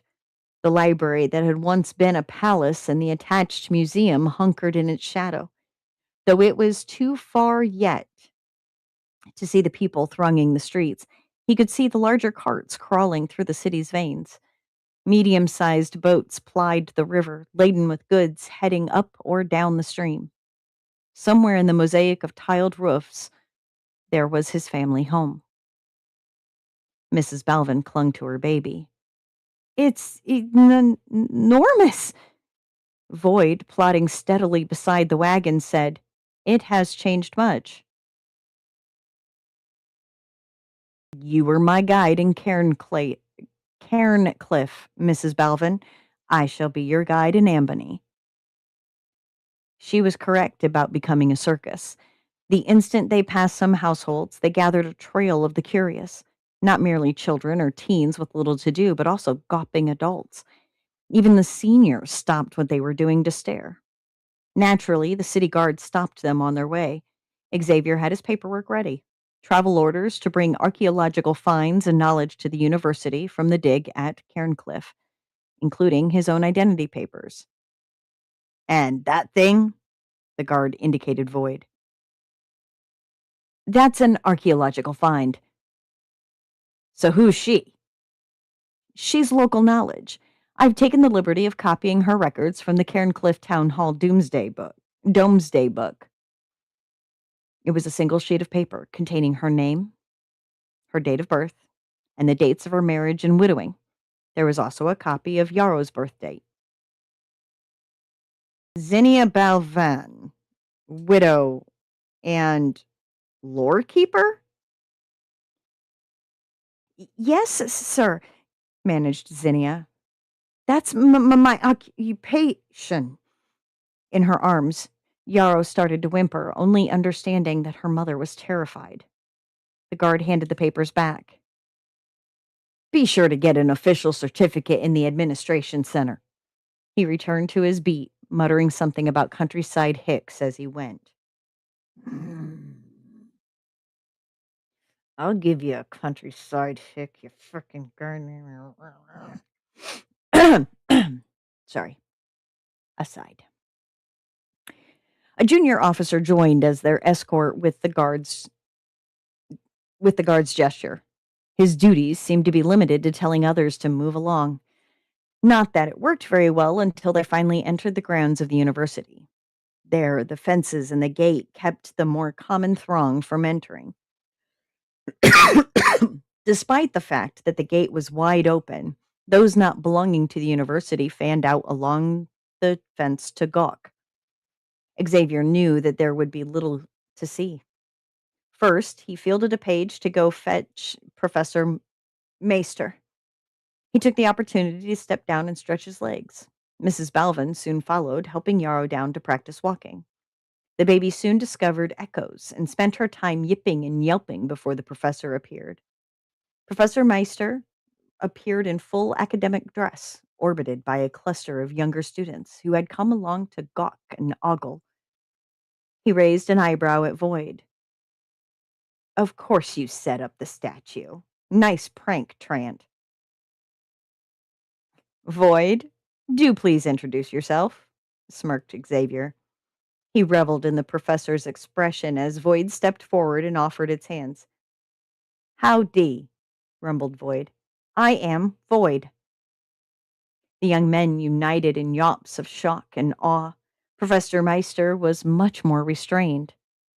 I heard stories for years, whispers and rumors of something buried beneath the Made Mountain.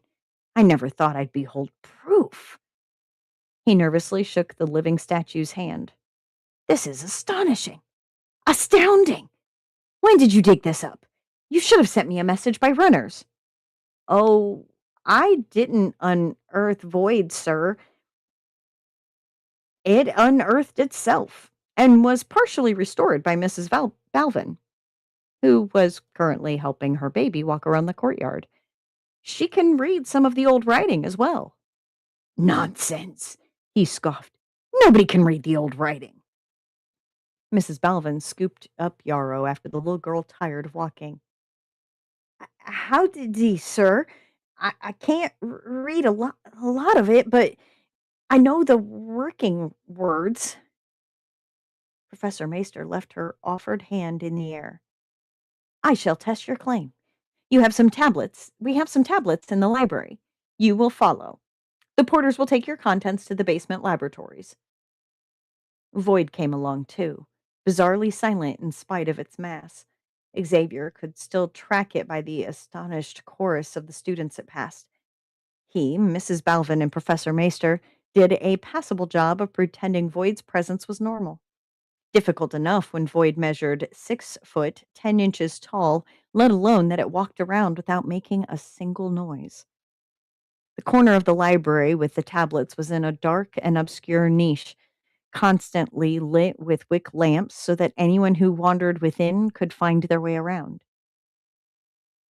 Read the lower right tablet, if you please, Mrs. Balvin. Xavier peered at it. Not carved stone, but fashioned clay from the early era of the ancient empire. Alongside the usual text of where and when it was from, there was an additional note. It read, those curious about this tablet's contents have gone on to enjoy an illustrious career in academia. The additional note was dated on to the very year Xavier joined the academy. The professor noticed him even then. When Xavier was a greasy, knock-kneed wisp of a boy who hid in libraries to avoid the bullies, a fourth son essentially dumped on the university to sink or swim, so to speak. I can't read that, said Mrs. Belvin. Ha!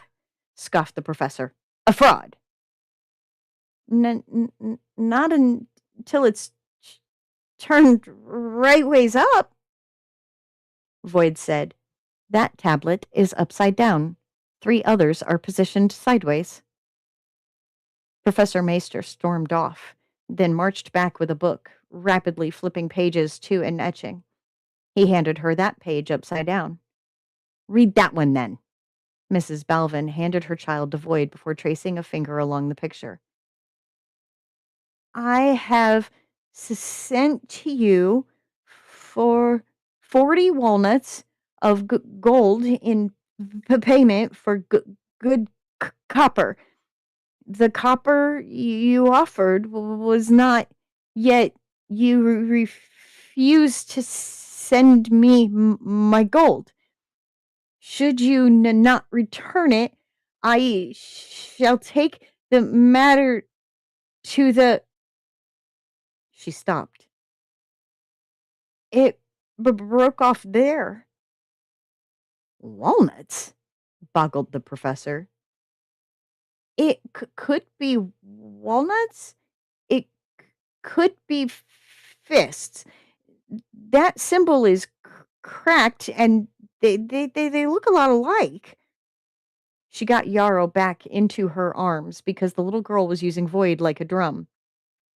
It could even be knots. Professor Meister seemed frozen in place, barely breathing, hardly blinking, mouth very slightly agape and eyes certainly very wide. Sir? Risked Xavier. Mr. Trant, do you require adequate accommodation and staff for Mrs. Balvin to become a cataloging assistant at this establishment? I shall discuss her wages with the university accountants.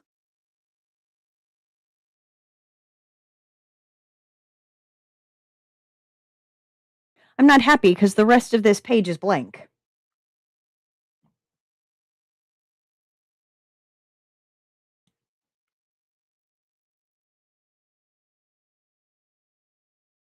I see you, Bitzer.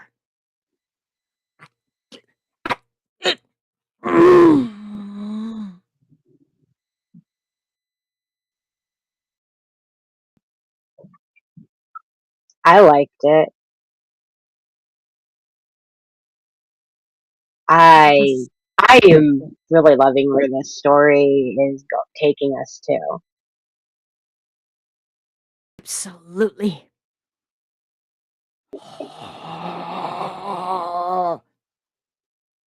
See, before it just felt like this slice of life kind of thing, the things that the Zinnia was going through in her life and this, that, and the other. Oh no, oh no. Void and the landslide, the man-made mountain, the ancient, but now we're getting into the thick of it. We've already fallen in love with Zinnia, we've fallen in love with Void. Apparently, Mr. Xavier Trant is falling in love with Zinnia as well. But I'm Ah!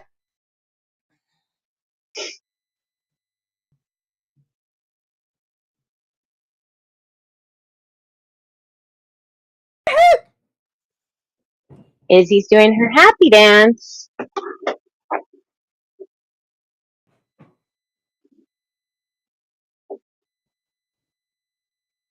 I'm hearing lots of thumps and oofs. Please hold.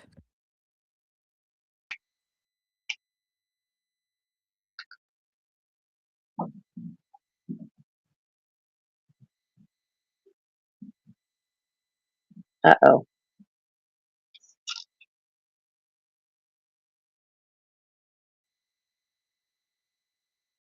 So now we got to figure out which one of her spawn is getting into trouble.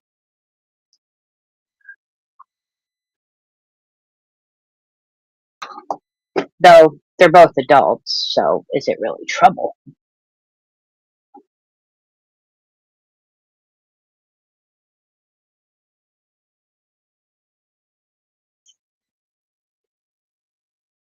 Familius interruptus, yes.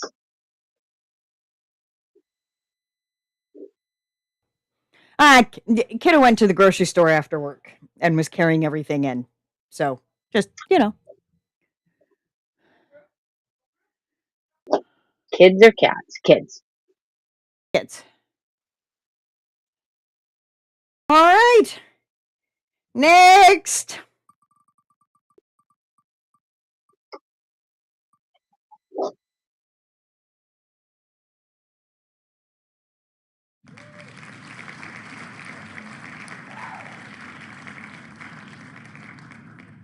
Why are we having so many ads? Jiminy Christmas. You want me to snooze these ones? You'll have to snooze every 5 minutes. No.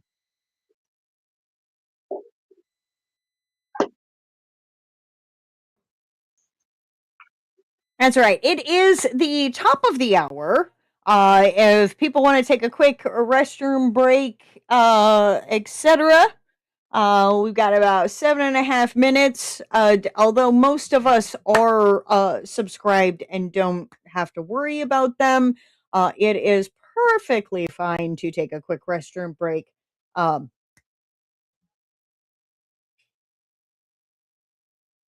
Refresh your drinks. The whole thing. Yes, you did. So I don't know what the heck. I don't know. That's just what I hear. I mean, there's theories abounding, and it's not like these companies really share how to avoid this kind of stuff because they want the ads. They want the ads out Mhm. there, and Twitchland. yep. But I have drank a lot of coffee and soda. Well, hello there, Kieran. Or is it Kira today? I haven't gotten to spend much time with you, my love. Who's Nancy? Ace. Who's Nancy?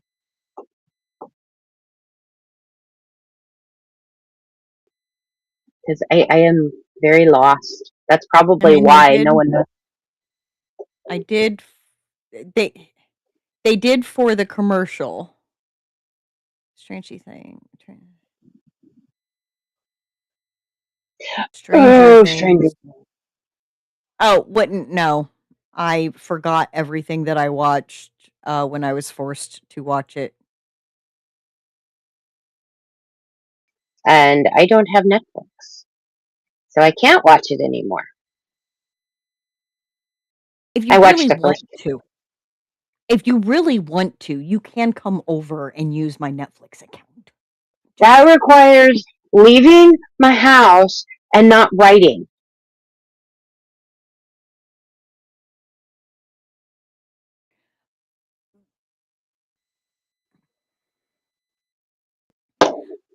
I mean, fair. But you got to take a day off every now and again. Otherwise, you wind up with a 2-month freaking break like this one's taking because of mental stress. You know how long it's been since I've actually written before, like, Oh, my submission? 2 I know. weeks. I know. 2 weeks. That's a lot It's for fine. me. It's fine. It's fine. Okay, I'm gonna go to the restroom. I'll be back. Children, behave Jesus. while I Fine. am East, gone because, Lord knows I'm not here to instigate it.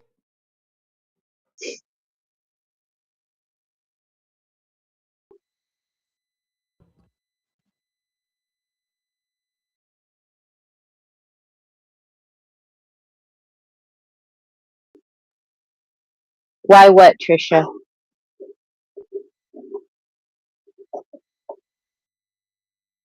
The behaving?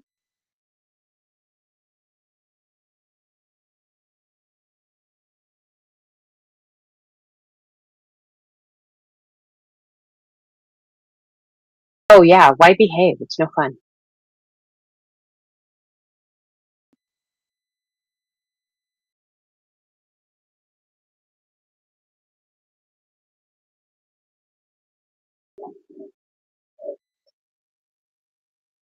We are all instigators and enablers. We instigate and we enable each other because that's how we roll.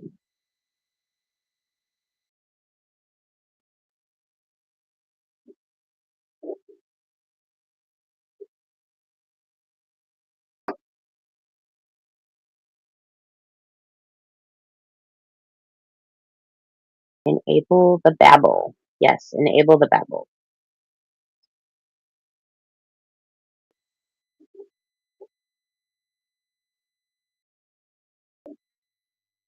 We enable a lot.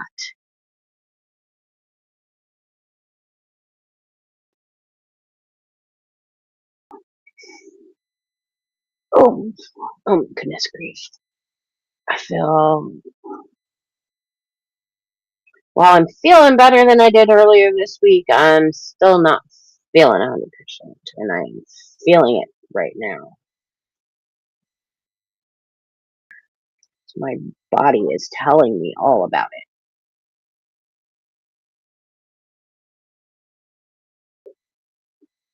So,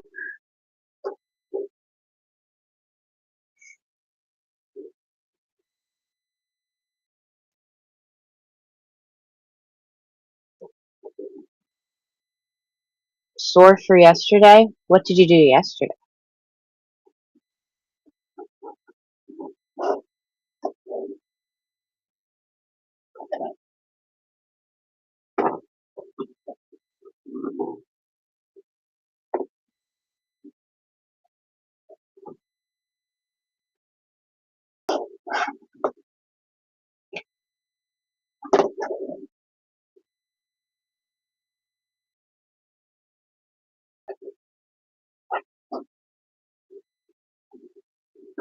Took my list. Oh, where? Do you know where in Germany?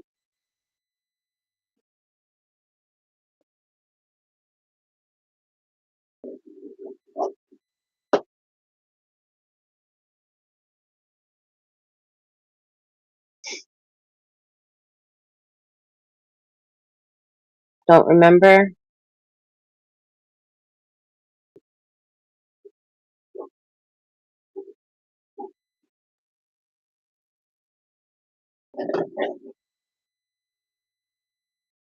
No. Usually they kind of stick around like some of the bigger cities, like Frankfurt, Berlin. Um, what are they studying there?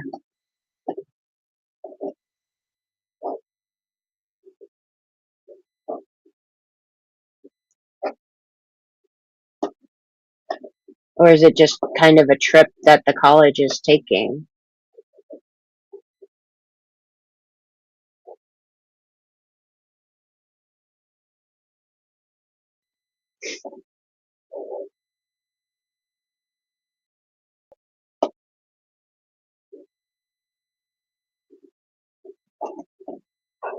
I think it's just me and you, Trisha. It's a German class, so German. Oh, okay. That makes sense.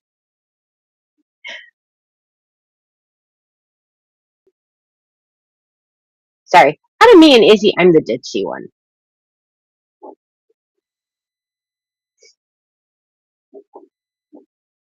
And it's been really bad since I've been sick this week. Because when I get sick, I have a hard time, like, just with cognition.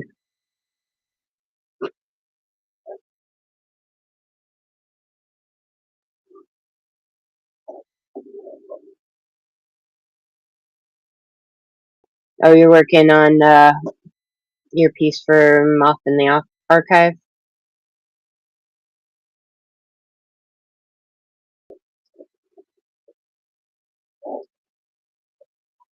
Ooh, a market. Nice.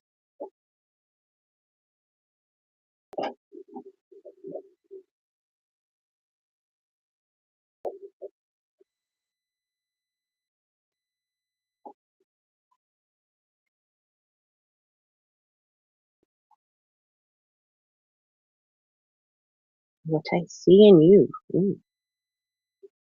Sounds interesting.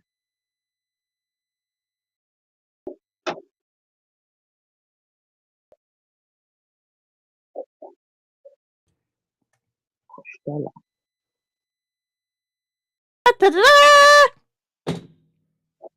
right. That was me. Sure. I'm sorry. I did. You just kind of popped out of nowhere. I mean, you came from somewhere, but my ear was like, oh, that just came out of nowhere.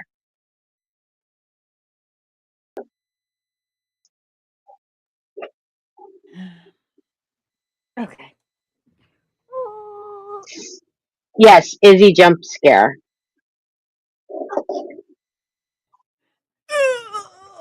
Oh. Back is still not completely up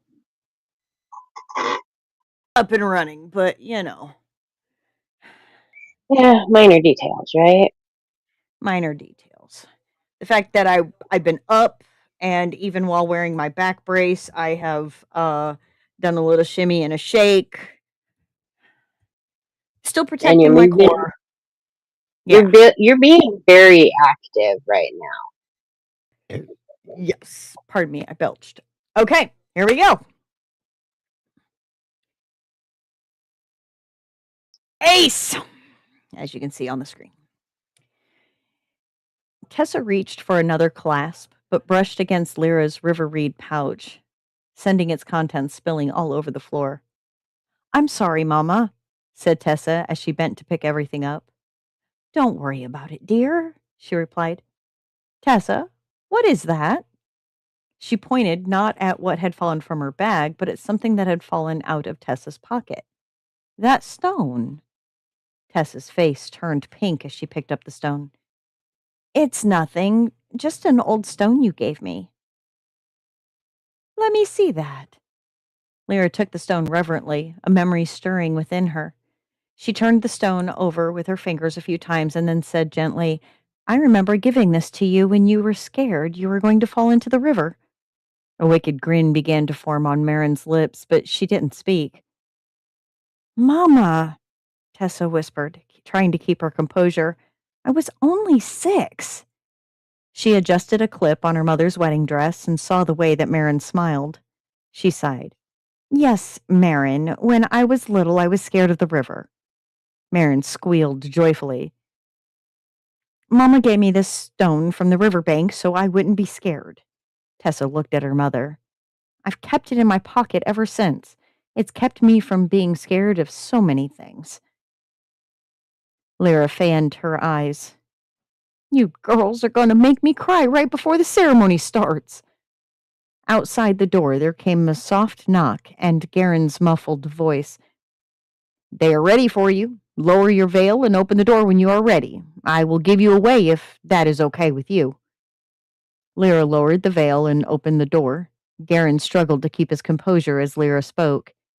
It would be my honor to be given away by the father of the person I am marrying today, a true master of Hearthstone. He presented her his arm, and she took it. He led her to the end of the center aisle as the wedding river melody began. Lyra floated down the aisle in a beautiful dress of white with ribbons of rose pink and river blue and forest green. Every head turned in reverence to a simple lady who provided for 4 children on her own since her late husband passed. To the mother of Tessa, a river girl who became a junior master carver simply because she put her mind and soul to the task. To a woman who made everyone feel welcome. When Lyra reached Brannock, she gave Garen's arm a gentle squeeze and thanks before he released her and joined Sarah. Lyra stood before Brannock, facing him. Ladies and gentlemen, Mira began, we are gathered here today to join Brannon and Lyra in the bonds of holy matrimony. What started as a young man's quest to study an old stair turned into a journey to mastery. He would meet a young river girl whose curiosity would lead to accomplishments that she never dreamed were possible. They thought I held the answers, but I was still unraveling the mystery. The cycle had broken under our previous elder, and I was left holding the pieces. But our journey led us to the heart of the problem and a solution to heal our hearts. A carver became a master, a river girl found a twin, a lone mountain girl found her place, a master found roots, a village found a partner, we found hope, and a widow became a bride. Everyone held their breath as their elder continued. Today, a new cycle begins. It is only fitting that it should begin with the joining of 2 people who helped bring it. Brannock, you took an unknown journey and saved a village. Lyra, you believed in him when he needed it most. May this cycle that you now live in be long and joyful. May the peace and happiness that exists between the 2 of you be the same for the entire village. Elder Mira nodded and made a gesture with her hand. Selma was ready.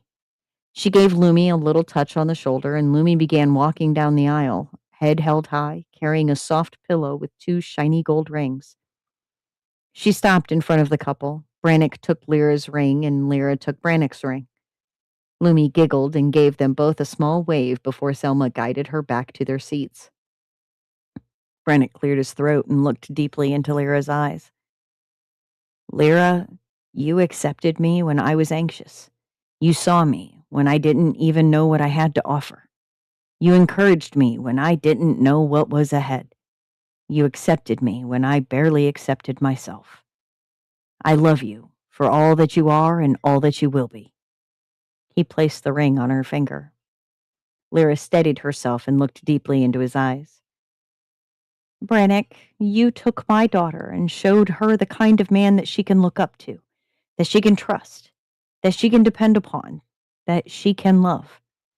You came into our home and became a servant, and in doing so, you became its leader. You showed me it was possible to love again.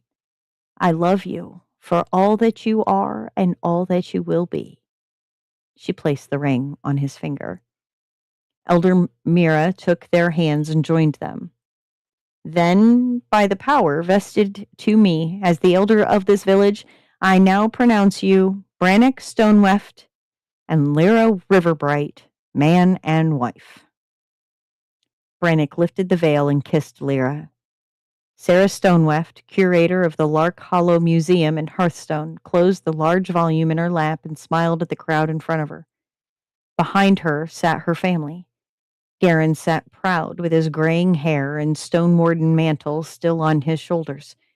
Taryn and Lethan sat next to their young wives. Tessa and Marin sat arm in arm, their bond unbroken. Rowan sat tall as a master herbalist. Brannock and Lyra beamed as their love for each other and their village had only grown. And around the edges of the crowd, Rillin, Lumi, and Finn, now grown, stood as crowd control. Sarah continued, "It is because of people like this that Lark Hollow continues to experience and share its joy. It is because of them that we have such a grand place as this to remember." She looked down at the tome on her lap and brushed her hand over the handsome leather cover before looking back out at the crowd in front of her with her head held high. "And that, my brave children, is the legend of Lark Hollow." The end. Dun dun dun.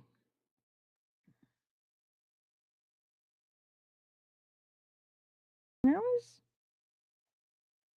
Here's the first half of the legend. It does say chapter 89 at the top.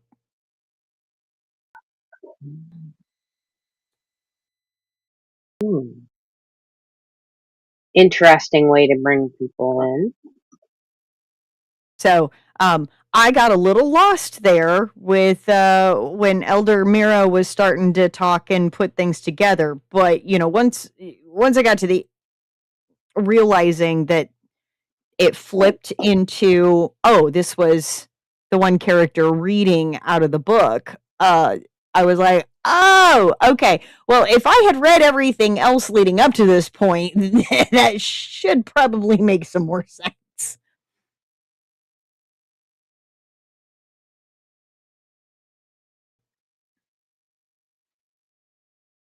Gotcha.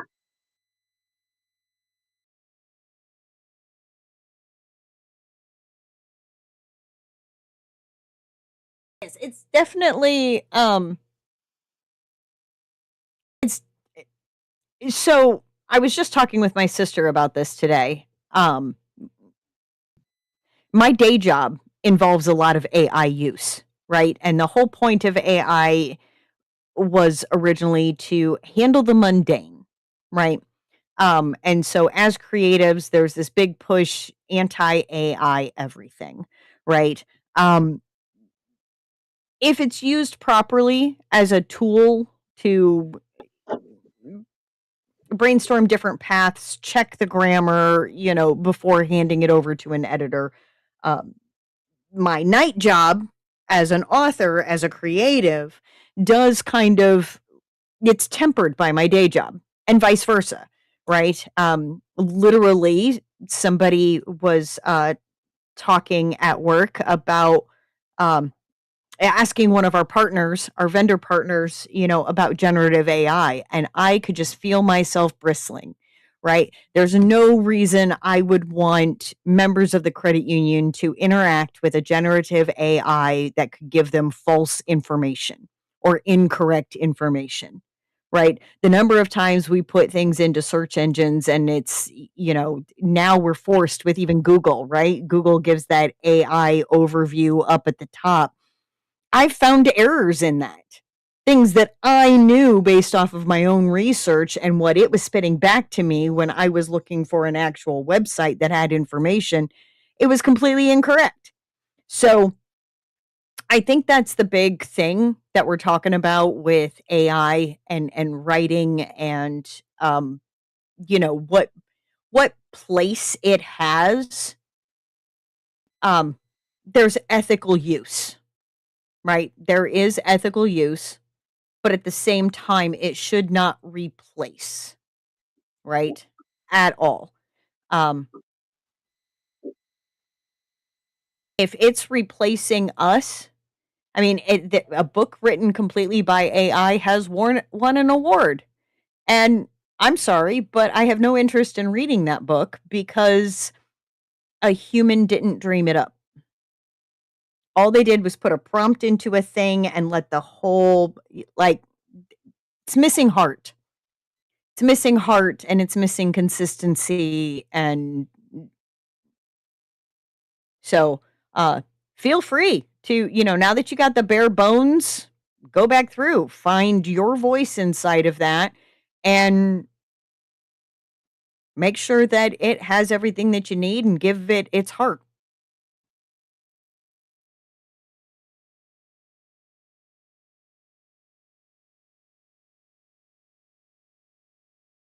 Yes. Oh, no, I totally agree. I totally agree. But again, there's the rights, right? I totally agree with what Death's Head said. It's being as responsibly used as radioactive materials in the early 20th century, right after its discovery. Um, no, I totally agree. But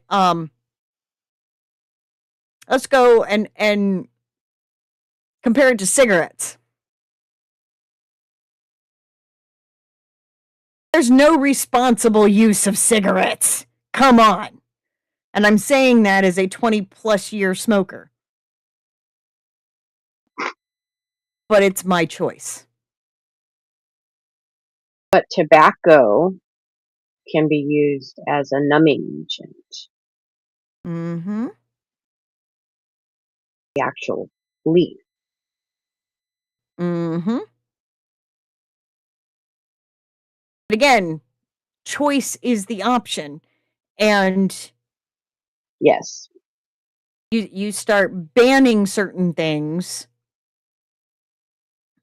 or treating people horribly because of their use of tools.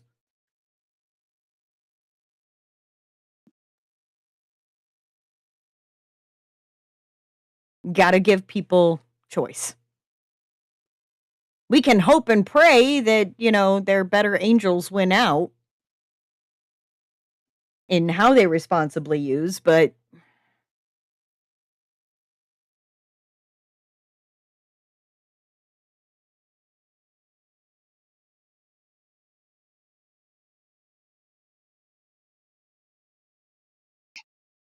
mhm.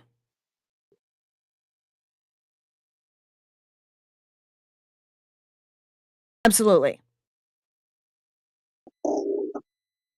Abso-freaking-lutely. I have nightmares about SQL still.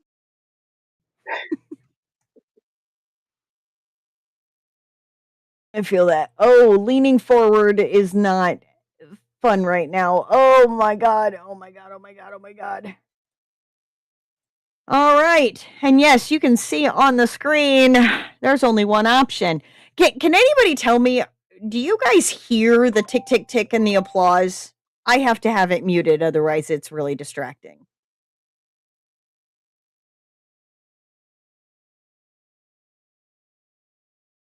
No? Damn. Here's the applause. Oh, but not the tick tick tick. Okay. That's okay. We can.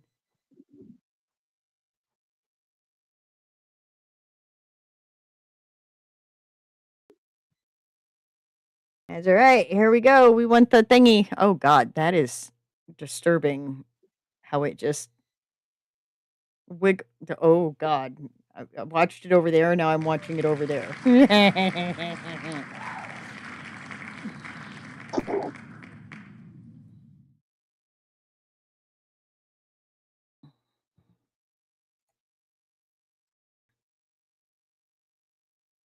Right, old time record players. Now I'm still looking forward to this particular author.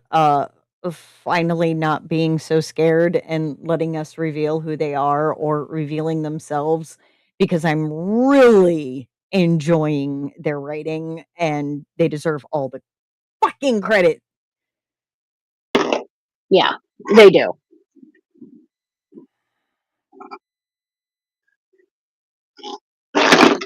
See? All right, here we go. Kinetic reconnection. Anne's childhood home is a tomb, silent, solemn, and holding ghosts with secrets all their own. As stipulated in her father's will, it and everything inside is hers. But it doesn't feel like it, not without him. She and her father had been lifeboats for each other through the stormy waters of life, especially when her brother, Damus, was robbing and assaulting people to fuel his drug habit, wherever he is. She sighs, her heart heavy, hoping he's safe at least. She couldn't bring herself to visit here, not 6 years ago when her father had gotten sick, not 2 years after when he died, and not 6 months after that when the house and his business had officially become hers. She has to, though. She would have had to do this eventually, and there are some things that can't wait. She doesn't waste time looking around, as that would more than likely deter her from finding the paperwork to finalize some older business properties Damus had left unattended. She swallows the bile that comes with that thought. He's your brother, remember that. Instead of going to her father's old office when he reaches the top of the stairs where the needed papers are most likely to be, she takes a detour to the attic. The door sticks a bit, but she's eventually able to pull down the ladder. There's a brief coughing spell before she ascends, fighting off the accumulated cobwebs and dust on her way to stand in the middle of the room. Tears threaten to choke her, and it's not the dust. This had been her and her father's sanctuary.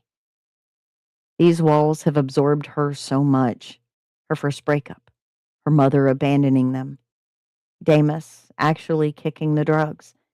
It's hard for her to imagine that her father is really gone. The view through the attic window is the same as it's ever been, but so very different now. Same sunlight, same trees, same grass, same walkway and fence, but no father to tend it. She takes one step further, only to end up face down before she can draw a complete breath. Ow! Her left shoulder and lungs protest as she glares at the offending floorboard, one corner minutely displaced. Removing the board completely exposes a black lockbox to the sunshine.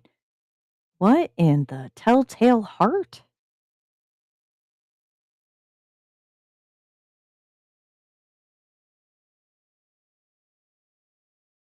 A small chain wrapped around the handle connects to a key, and its length is just long enough to unlock it. Inside is like a time capsule with Father's Day and birthday cards, childhood photos, most notably one with their family of four gathered around the Christmas tree. We were so little then. Tears rise, but she pushes them back. She won't be able to stop crying once she starts. Replacing the photo, a thin manila envelope addressed to her catches Anne's eye. Opening it, she finds a letter from her father and paperwork, all folded neatly into 3 sections. She unfolds the letter first, savoring her father's penned words that let her know how grateful he had been to have her as a daughter. However, the more she reads, the faster the warmth in her chest freezes over. Transfer of estate and funds, company merger, co-partner, and sucks in a deep gasp, the attic hearing every curse she's been raised not to say. She shakes with rage, the document in her hands proof of what she'd been kept in the dark about. Her estate, the one she'd rescued from the flames after her brother had decimated the ruins, and this very house are co-owned, shared by the devil's right hand himself, Lazarus Crane. Anne doesn't even have to close her eyes to recall his smug smile, the way his thick lips are sheltered by his chestnut beard and mustache, eyes viscous honey and just as amber colored. bastard! He'd never once contacted me. Her heart lurches in her chest, and her feet are carrying her out to her car before she can stop herself. Pulling up to his building, it doesn't occur to her that Lazarus might not be in until she's ranting at the poor receptionist, who does not deserve it, but she's already too deep into it to turn back now. After the receptionist, Laurel, hangs up the phone, Anne is allowed up to meet him, and she apologizes, making a mental note to make it up to the other woman. Her ire hasn't cooled when she barges into his office, the estate documents clutched in her fist like an accusation. Watching the surprise flicker through Lazarus's eyes, followed by anger, then settling into smolder backflips Anne's stomach. He's the same and also not. The same man and the same sun-kissed skin, but with some wrinkles and laugh lines, sprinkles of gray in his hair and beard. There's also a bit of muscle loss. His build now svelte, but his shoulders are still wide, his arms still strong. She smothers her sudden nervousness and outright denies the pull of attraction still burning between them. Explain yourself, Crane. Right now! Lazarus's grin is wide and excited. Anne Taylor Mortar is volcanic, with her dark brown eyes burning like black coals, a summer rose red pinkening her olive-hued cheeks, and her chest heaving like a woman possessed. The cobwebs in her curled raven hair leave him snickering when he says, "Well, hello there, partner. Here to discuss some late afternoon business, I presume?" They'd met some time before her father had gotten sick, when she'd been a doe-eyed, spoiled brat and he'd been a greenhorn with an axe to grind. Looking her up and down, she's still a pampered brat, except now she's got firepower and curves to match. He can't stop the smirk from curving his mouth to the right as he teases, "You've been excavating or something?" He won't attempt to stop poking fun at her. It gives him a rush and boils his blood at the same time. If Anne's glare could kill, he'd be boiling at the center of the earth right now. She stalks over to stand in front of his desk, her blush deepening, body rigid and coiled like a cheetah on the prowl. "Fuck you," she seethes, her pronounced jugular punching against her throat. She shoves the contents of my desk to the floor, her face haughty as the sounds of shattering glass and ringing metal fill the space. "I hope that's expensive as hell." Lazarus's nostrils flare as his pulse quivers in his wrist. She's fucking adorable. Unable to leave the challenge unmet, Lazarus vacates his chair, circling the desk, and Anne spins to face him. Trapping her between his desk and himself, he rests one hand beside her hip, and the other he holds inches from her throat. "Oh, I didn't know that was on the table, little love." He purrs, his voice smoke and gravel. "That's a perfectly good spot." There's a perfectly good spot. He knocks his knuckles against the hardwood. "Right here." "No," she insists. "That's not why I'm here. Besides that," her gaze rakes disdainfully over him, "I'm not interested in you, Laz." He abhors that nickname, and she knows it by her lifted chin and small triumphant smile. His asshole of a father had used it during shaming and when he'd wanted to use Lazarus's face as a punching bag for stress, or just because. Thank the God's damned cosmos that he's no longer alive. This little hellion, however, doesn't know that. All the same, she needs a lesson in manners and respect. And since she's asking, and his fingers are itching to touch her, Lazarus ever so gently wraps his fingers around her throat, his palm pressing flat against her stampeding heartbeat. Not enough to hinder her breathing, simply a steady gesture to cool her flame. Something shifts inside him, warm, gentle, almost like arriving home. He notices correspondence in Anne, her mouth slightly agape, her eyes softening, her heart skipping a beat. He leans down, his lips inches from her ear. "Hmm. You say you're not interested, but your body betrays you, little love." Anne's hands are against his chest now, her fingers curling into the fabric of his suit. She's trembling, a deer caught in headlights, her eyes swimming pools of brown mist. Please, she whimpers, breaking in a way he hasn't seen before. For emphasis, she rests her face against him, her tears hot and heavy. Aw, hell. Weakness he can handle no problem. Blustering, bravado, fire, hell and brimstone. In fact, he prefers it. This, though, this is vulnerability. And it's Anne. A combination Lazarus Braxley Crane is ill-equipped for. His body makes a liar out of him as one of his arms wraps around her while the other hand tenderly cups the back of her skull. Come on now. It's no fun or fair when you cry. He groans when she starts hiccuping and her bouncing shoulders match the rhythm. Tell me why you and Daddy didn't think I was good enough to run things on my own. She glares up at him, her scorch drying away her tears. Explain to me why the identity I believed I'd crafted myself was hiding a lie I'd found under my damned attic floorboards. Lazarus performs a literal double take, radio static bouncing through his head for about a minute. Piss on me sideways, under the floor. As difficult as it is, he releases Anne and retrieves a box of tissues from inside his desk while pulling his cell from his suit pocket. He opens the box and slides it across his desk, then punches in a number, muttering to himself the entire time. Cannot believe. Under the fucking. Anne snatches up a few, keeping her gaze on Lazarus while blowing her nose. Damus, what the fuck? You said you'd given Anne the paperwork in the old man's letter months ago, and she was taking her time transitioning. There's a brief pause, and he scoffs, rolling his eyes. I give you one job, and you botch it. Another thing. What the hell? You've been in contact with Damus this whole time? And you didn't say anything? The papers she still holds are crumpled all to hell, her grip unforgiving.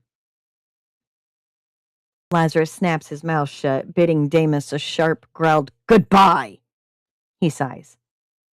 Listen, Anne, the old man wanted extra security on the company that I had to rescue from the flames. Her thumb lightly pokes her chest. Yes, which is why I got half, to help things stay afloat, out of your hair, until you were ready to know, which should have been sooner. He hopes she can see the earnestness in his gaze, hear the truth in his words. Anne's fists meet her hips, and she quirks one eyebrow. All right, then. The company acquisition I understand. But why do we share the house, Lazarus? That was already in my name. Lazarus's neck grows hot, and a blush of embarrassment creeps into his cheeks. You didn't finish your father's letter, then? She stares at the paper as though she's never seen it before, placing it against the table and doing her best to smooth out the wrinkles. The crinkling is so loud, but he holds himself steady just in case she needs him to be. She mutters to herself, then abruptly stops, her mouth hanging half open, her complexion draining. Danger of losing. She's a million miles deep within herself, and she's frozen marble as she looks right through him. So you purchased our. Her knees buckle, and she slumps to the floor. Lazarus rolls his desk chair around to her, scooping her up and nestling her into his lap, molding her side to his chest. It's all right, Anne. I promise I'm here. He holds her close, tightly. She turns her face into his chest yet again and screams.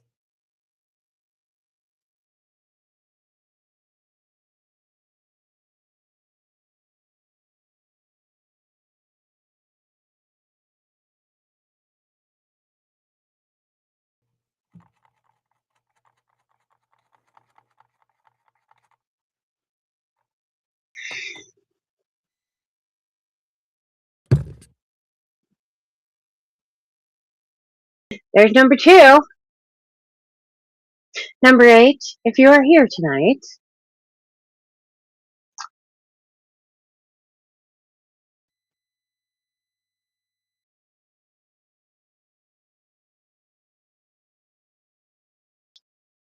you have garnered a mic mute, which means you are on the right path to a successful writing career. Maybe. Yeah, you are.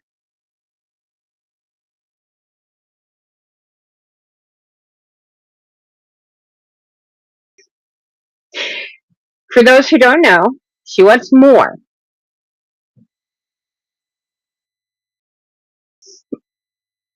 And her fingers are going to get sore if you don't do it soon.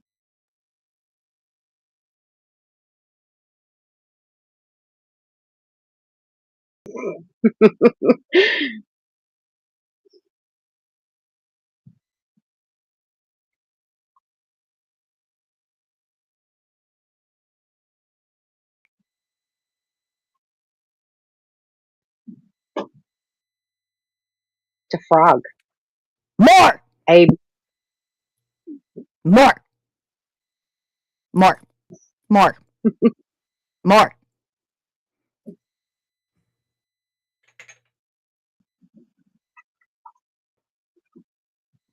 More.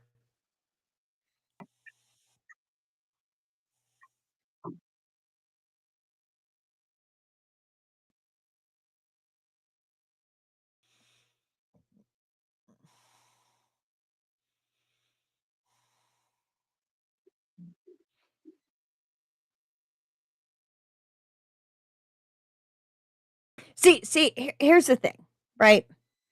I feel like with some people I don't get really super um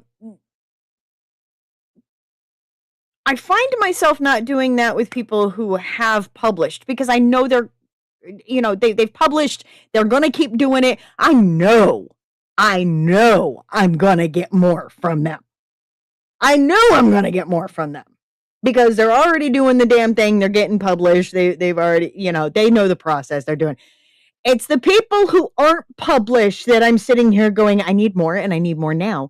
You already have a sale. Please just, because that's one of the things that writers often like, well, I'm not good enough to get published, or I'm not good enough to have it in print, or, I, will anybody even buy it? Right? That's yay imposter syndrome, right? And while yes, writers who are published, um, they, y'all know I'm already filling my shelves with y'all's stuff. Like I just have to budget carefully. I am still missing some. I'm missing quite a bit of the Fallen Ash series. I'm missing a book of Light Tech. I'm missing more of Trisha's Ann Smith series. I need that complete thing.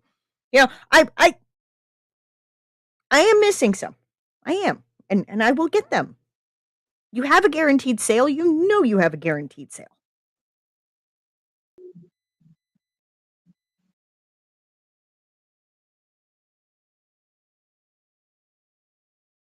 Um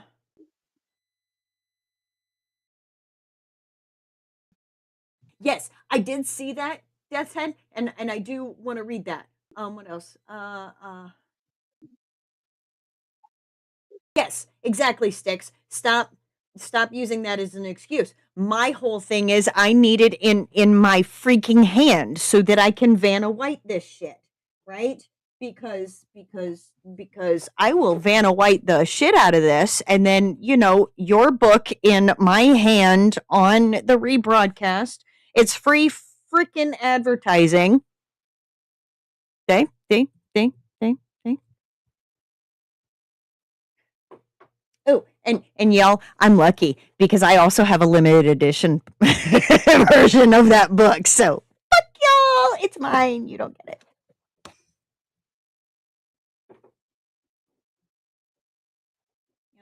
I'm just saying.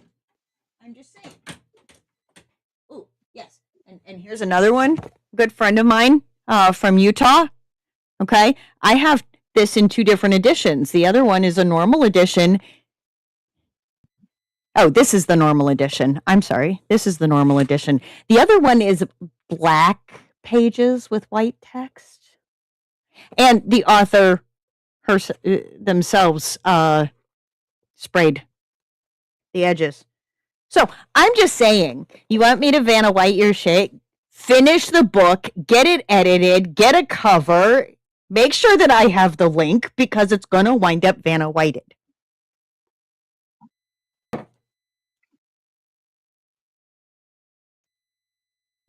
Yes.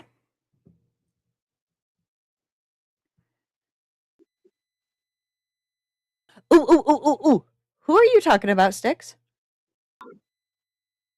That's what I want to know about. Global household name. I mean, if we're talking about JKR, fuck, there's so many plot holes in that, like you would not believe. And again, fuck her. So if you're talking about somebody else other than JKR,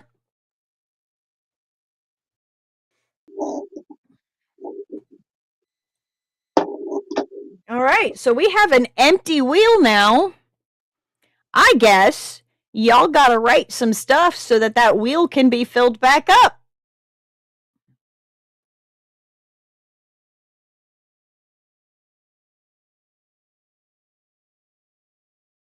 Let's get the most powerful wizard since Merlin. Yep. Time travel. I don't know. No. Okay. You know what? I'm going to do one other thing here. Okay. Let me move some of my stuff around here. No, not that. Where did I lose Yes. it? Heartwarming challenges all month for Izzy's birthday. Oh. Yeah. The okay, the time turner. Yeah. Okay, that makes sense. There's so many plot holes beyond that. Okay. Here's what we're going to actually do. I think Julie does just 1 through 100.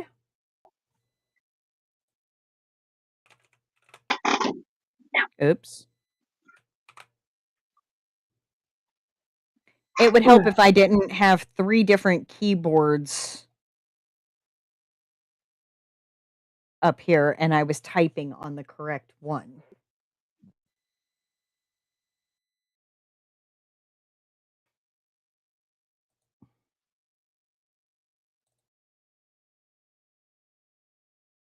But we're going to look at the whole list today.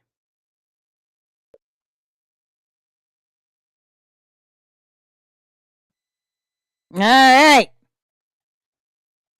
Number 47. How's your typing skills, Sticks?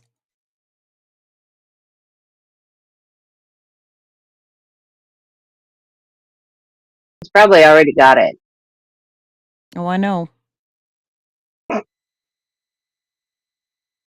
on, get to the right thing. Good golly, Miss Molly.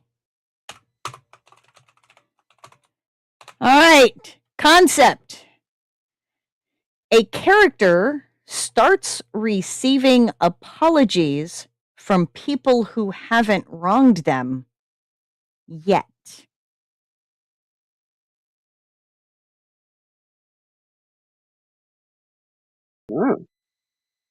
That could go interesting. That really could.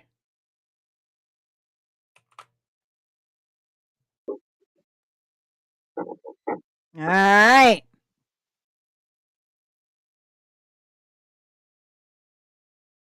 Number 2, starting first line. Number 5, ooh, top of the list. Let me scroll back up.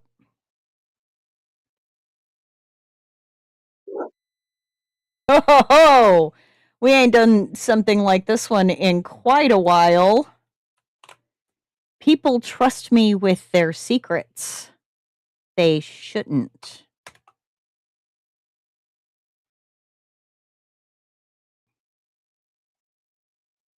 Again, change tone, etc., etc., etc. Oh gosh, not that many. All right. Last dialogue.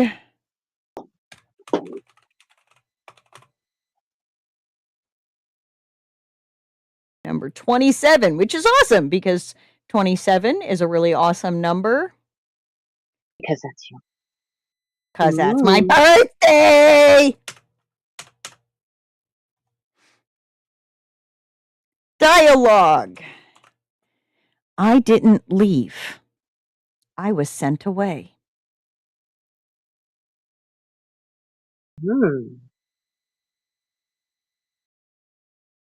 All right.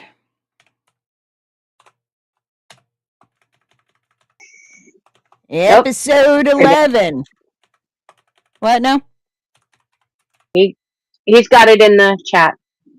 Perfect.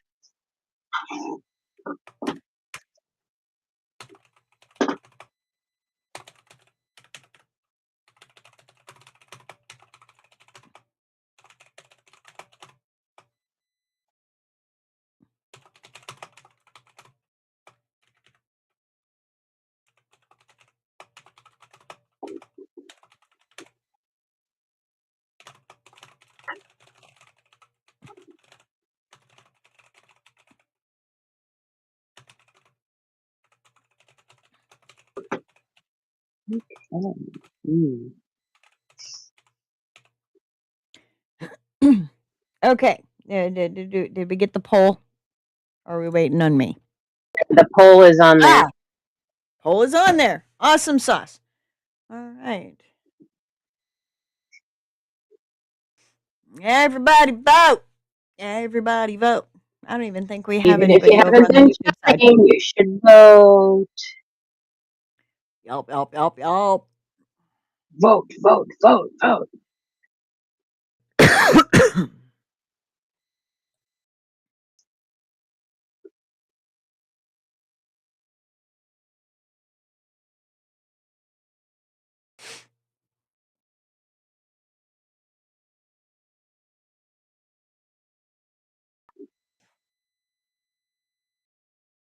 Oh, it would help if I transitioned it. Ha ha ha ha ha ha.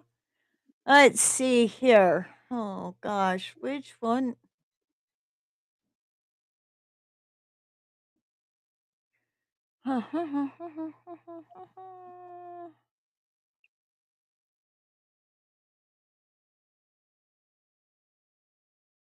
Gosh.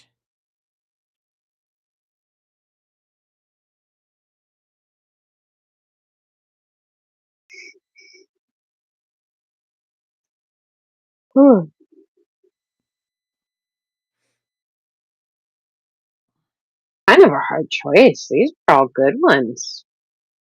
Mm-hmm.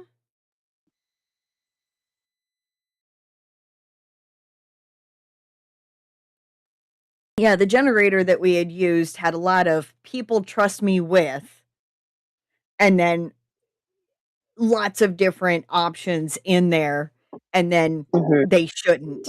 And so that's how we got introduced to how a simple security guard in my werewolf thriller, who was just supposed to be a background character, actually became a integral part to the whole friggin' thing.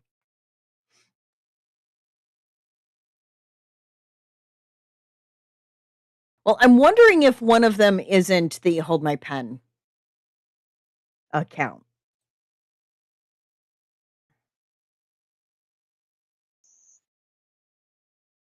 It also could be maybe Julie or Julie and Patrick just kind of hanging out.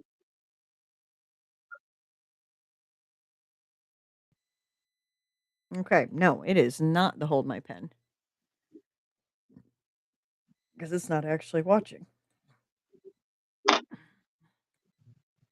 Hey!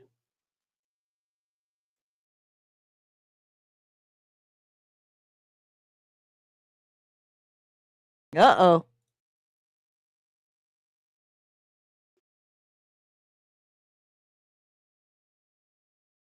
Okay. Which one did you mean to vote for? Just said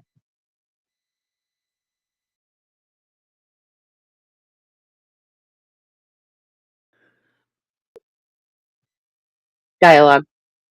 So Which one dialogue did it? technically has 5. Did it make you vote for opening line or concept?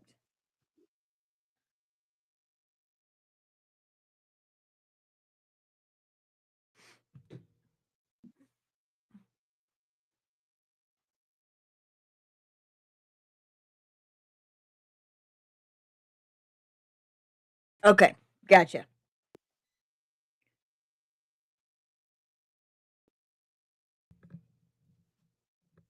Mm. 125. Yep.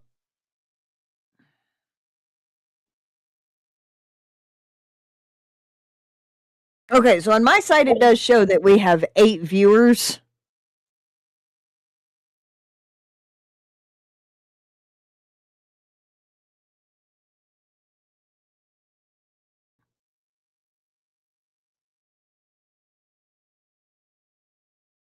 So I think that's actually everybody. So there we go. Nobody can change their vote. I did just look to see if there was like, will it let me change my vote? And it will not. There we go. You should see it on your screen.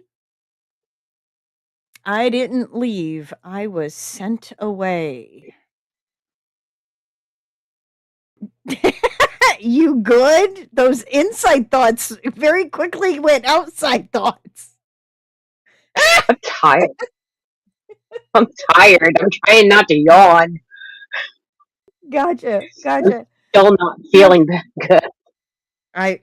I completely understand that. So hopefully tomorrow, in between various errands that I need to run, along with I have a you can't see it, but there's a ladder over there. I'm going to do construction and the rest of my vacation. So we'll also get that newsletter sent out with the updated prompt selection. So let me put that right there. Bada bing, bada boom. Da, da, da, da. All set. And so that also means that we will not have a Sunday night this week. That is okay.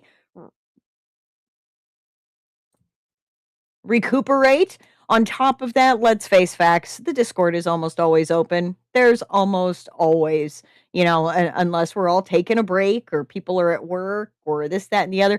I've even been known to, while working from home, don't tell my boss, having it up and nobody's even there. But knowing that there's a camera on me just kind of keeps me motivated to keep doing my work, you know? Um, which is weird how that happens. Knowing that there's a camera on me keeps me focused on doing my work. I don't know. Maybe it's Y'all ain't the feeling like somebody's watching you, like a teacher or something. maybe. Maybe. I don't know. Or that somebody might go, "Hey, I got a question." And I have to be aware and. But that's fine. That's neither here nor there. So yeah, I'm gonna enjoy the rest of my vacation. We hope everybody has a safe trip back from sinful signings and other things. Bitzer has shared with us the end of stream track bear word count. Y'all, we're only 10 weeks into the freaking year, and we are 100,000 away from half a mil.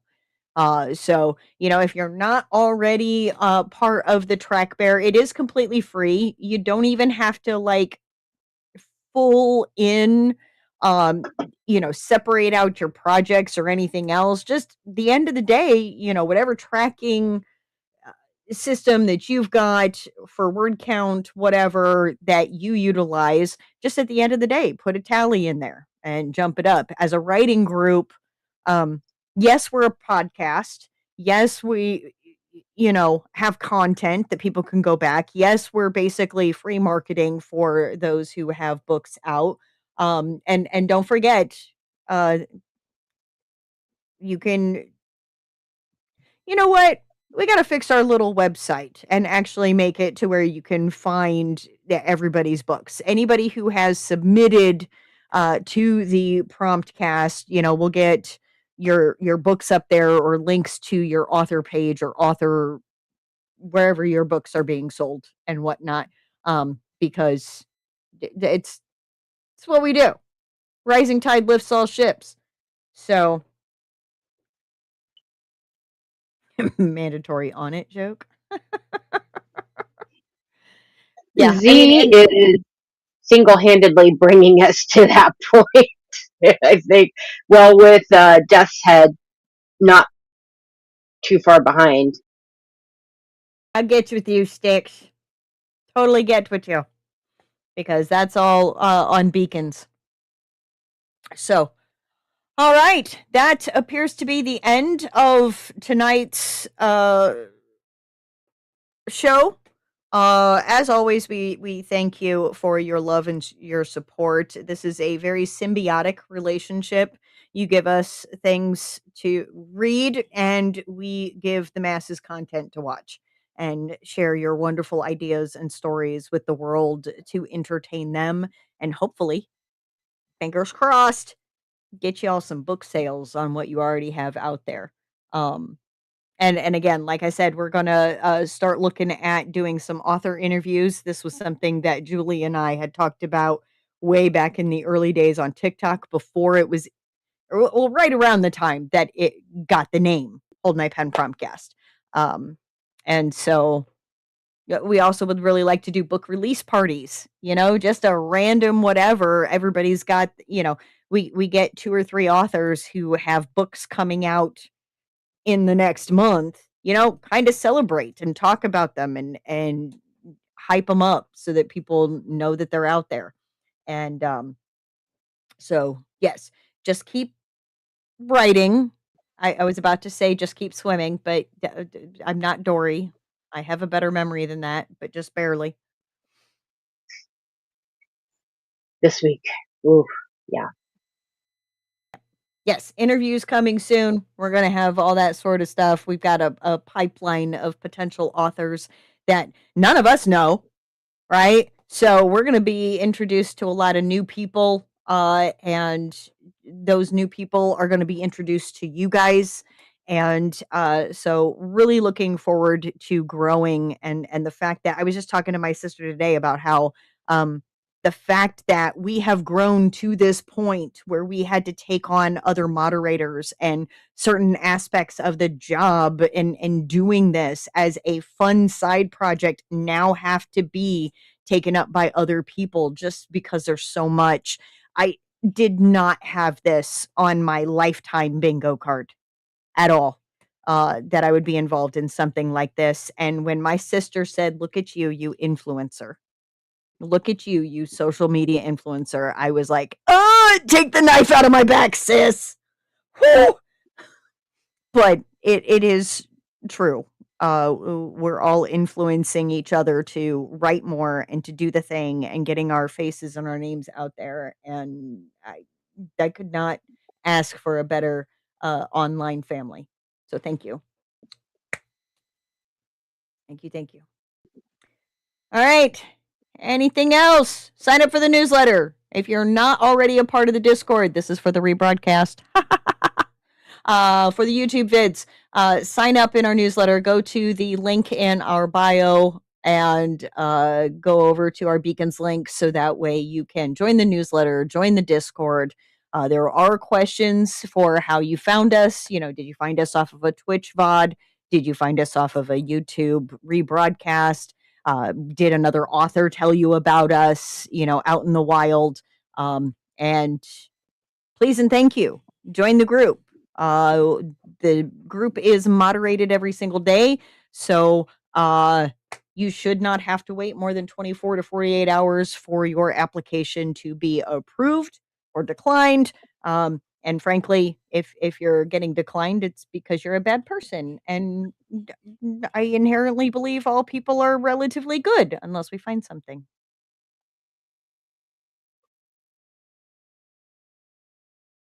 Any whoozle, from the home office of Izzy Kraus and the basement office of Kesh Butler, with our lovely friends scattered, well, not scattered, grouped together in Roanoke.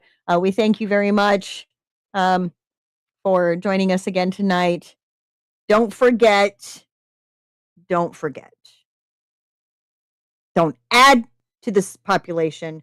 Don't subtract from the population. And if you need bail money, we ain't that rich, but maybe we can do a GoFundMe. Love Well, your we faces. can always. There's always a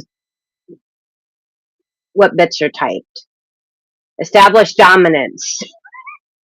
Oh, yeah. Protect your That's always ass. an option. Protect your ass. If you get arrested, protect your ass. Just point blank, period. All right. Love your faces. Appreciate you. Bye. Bye.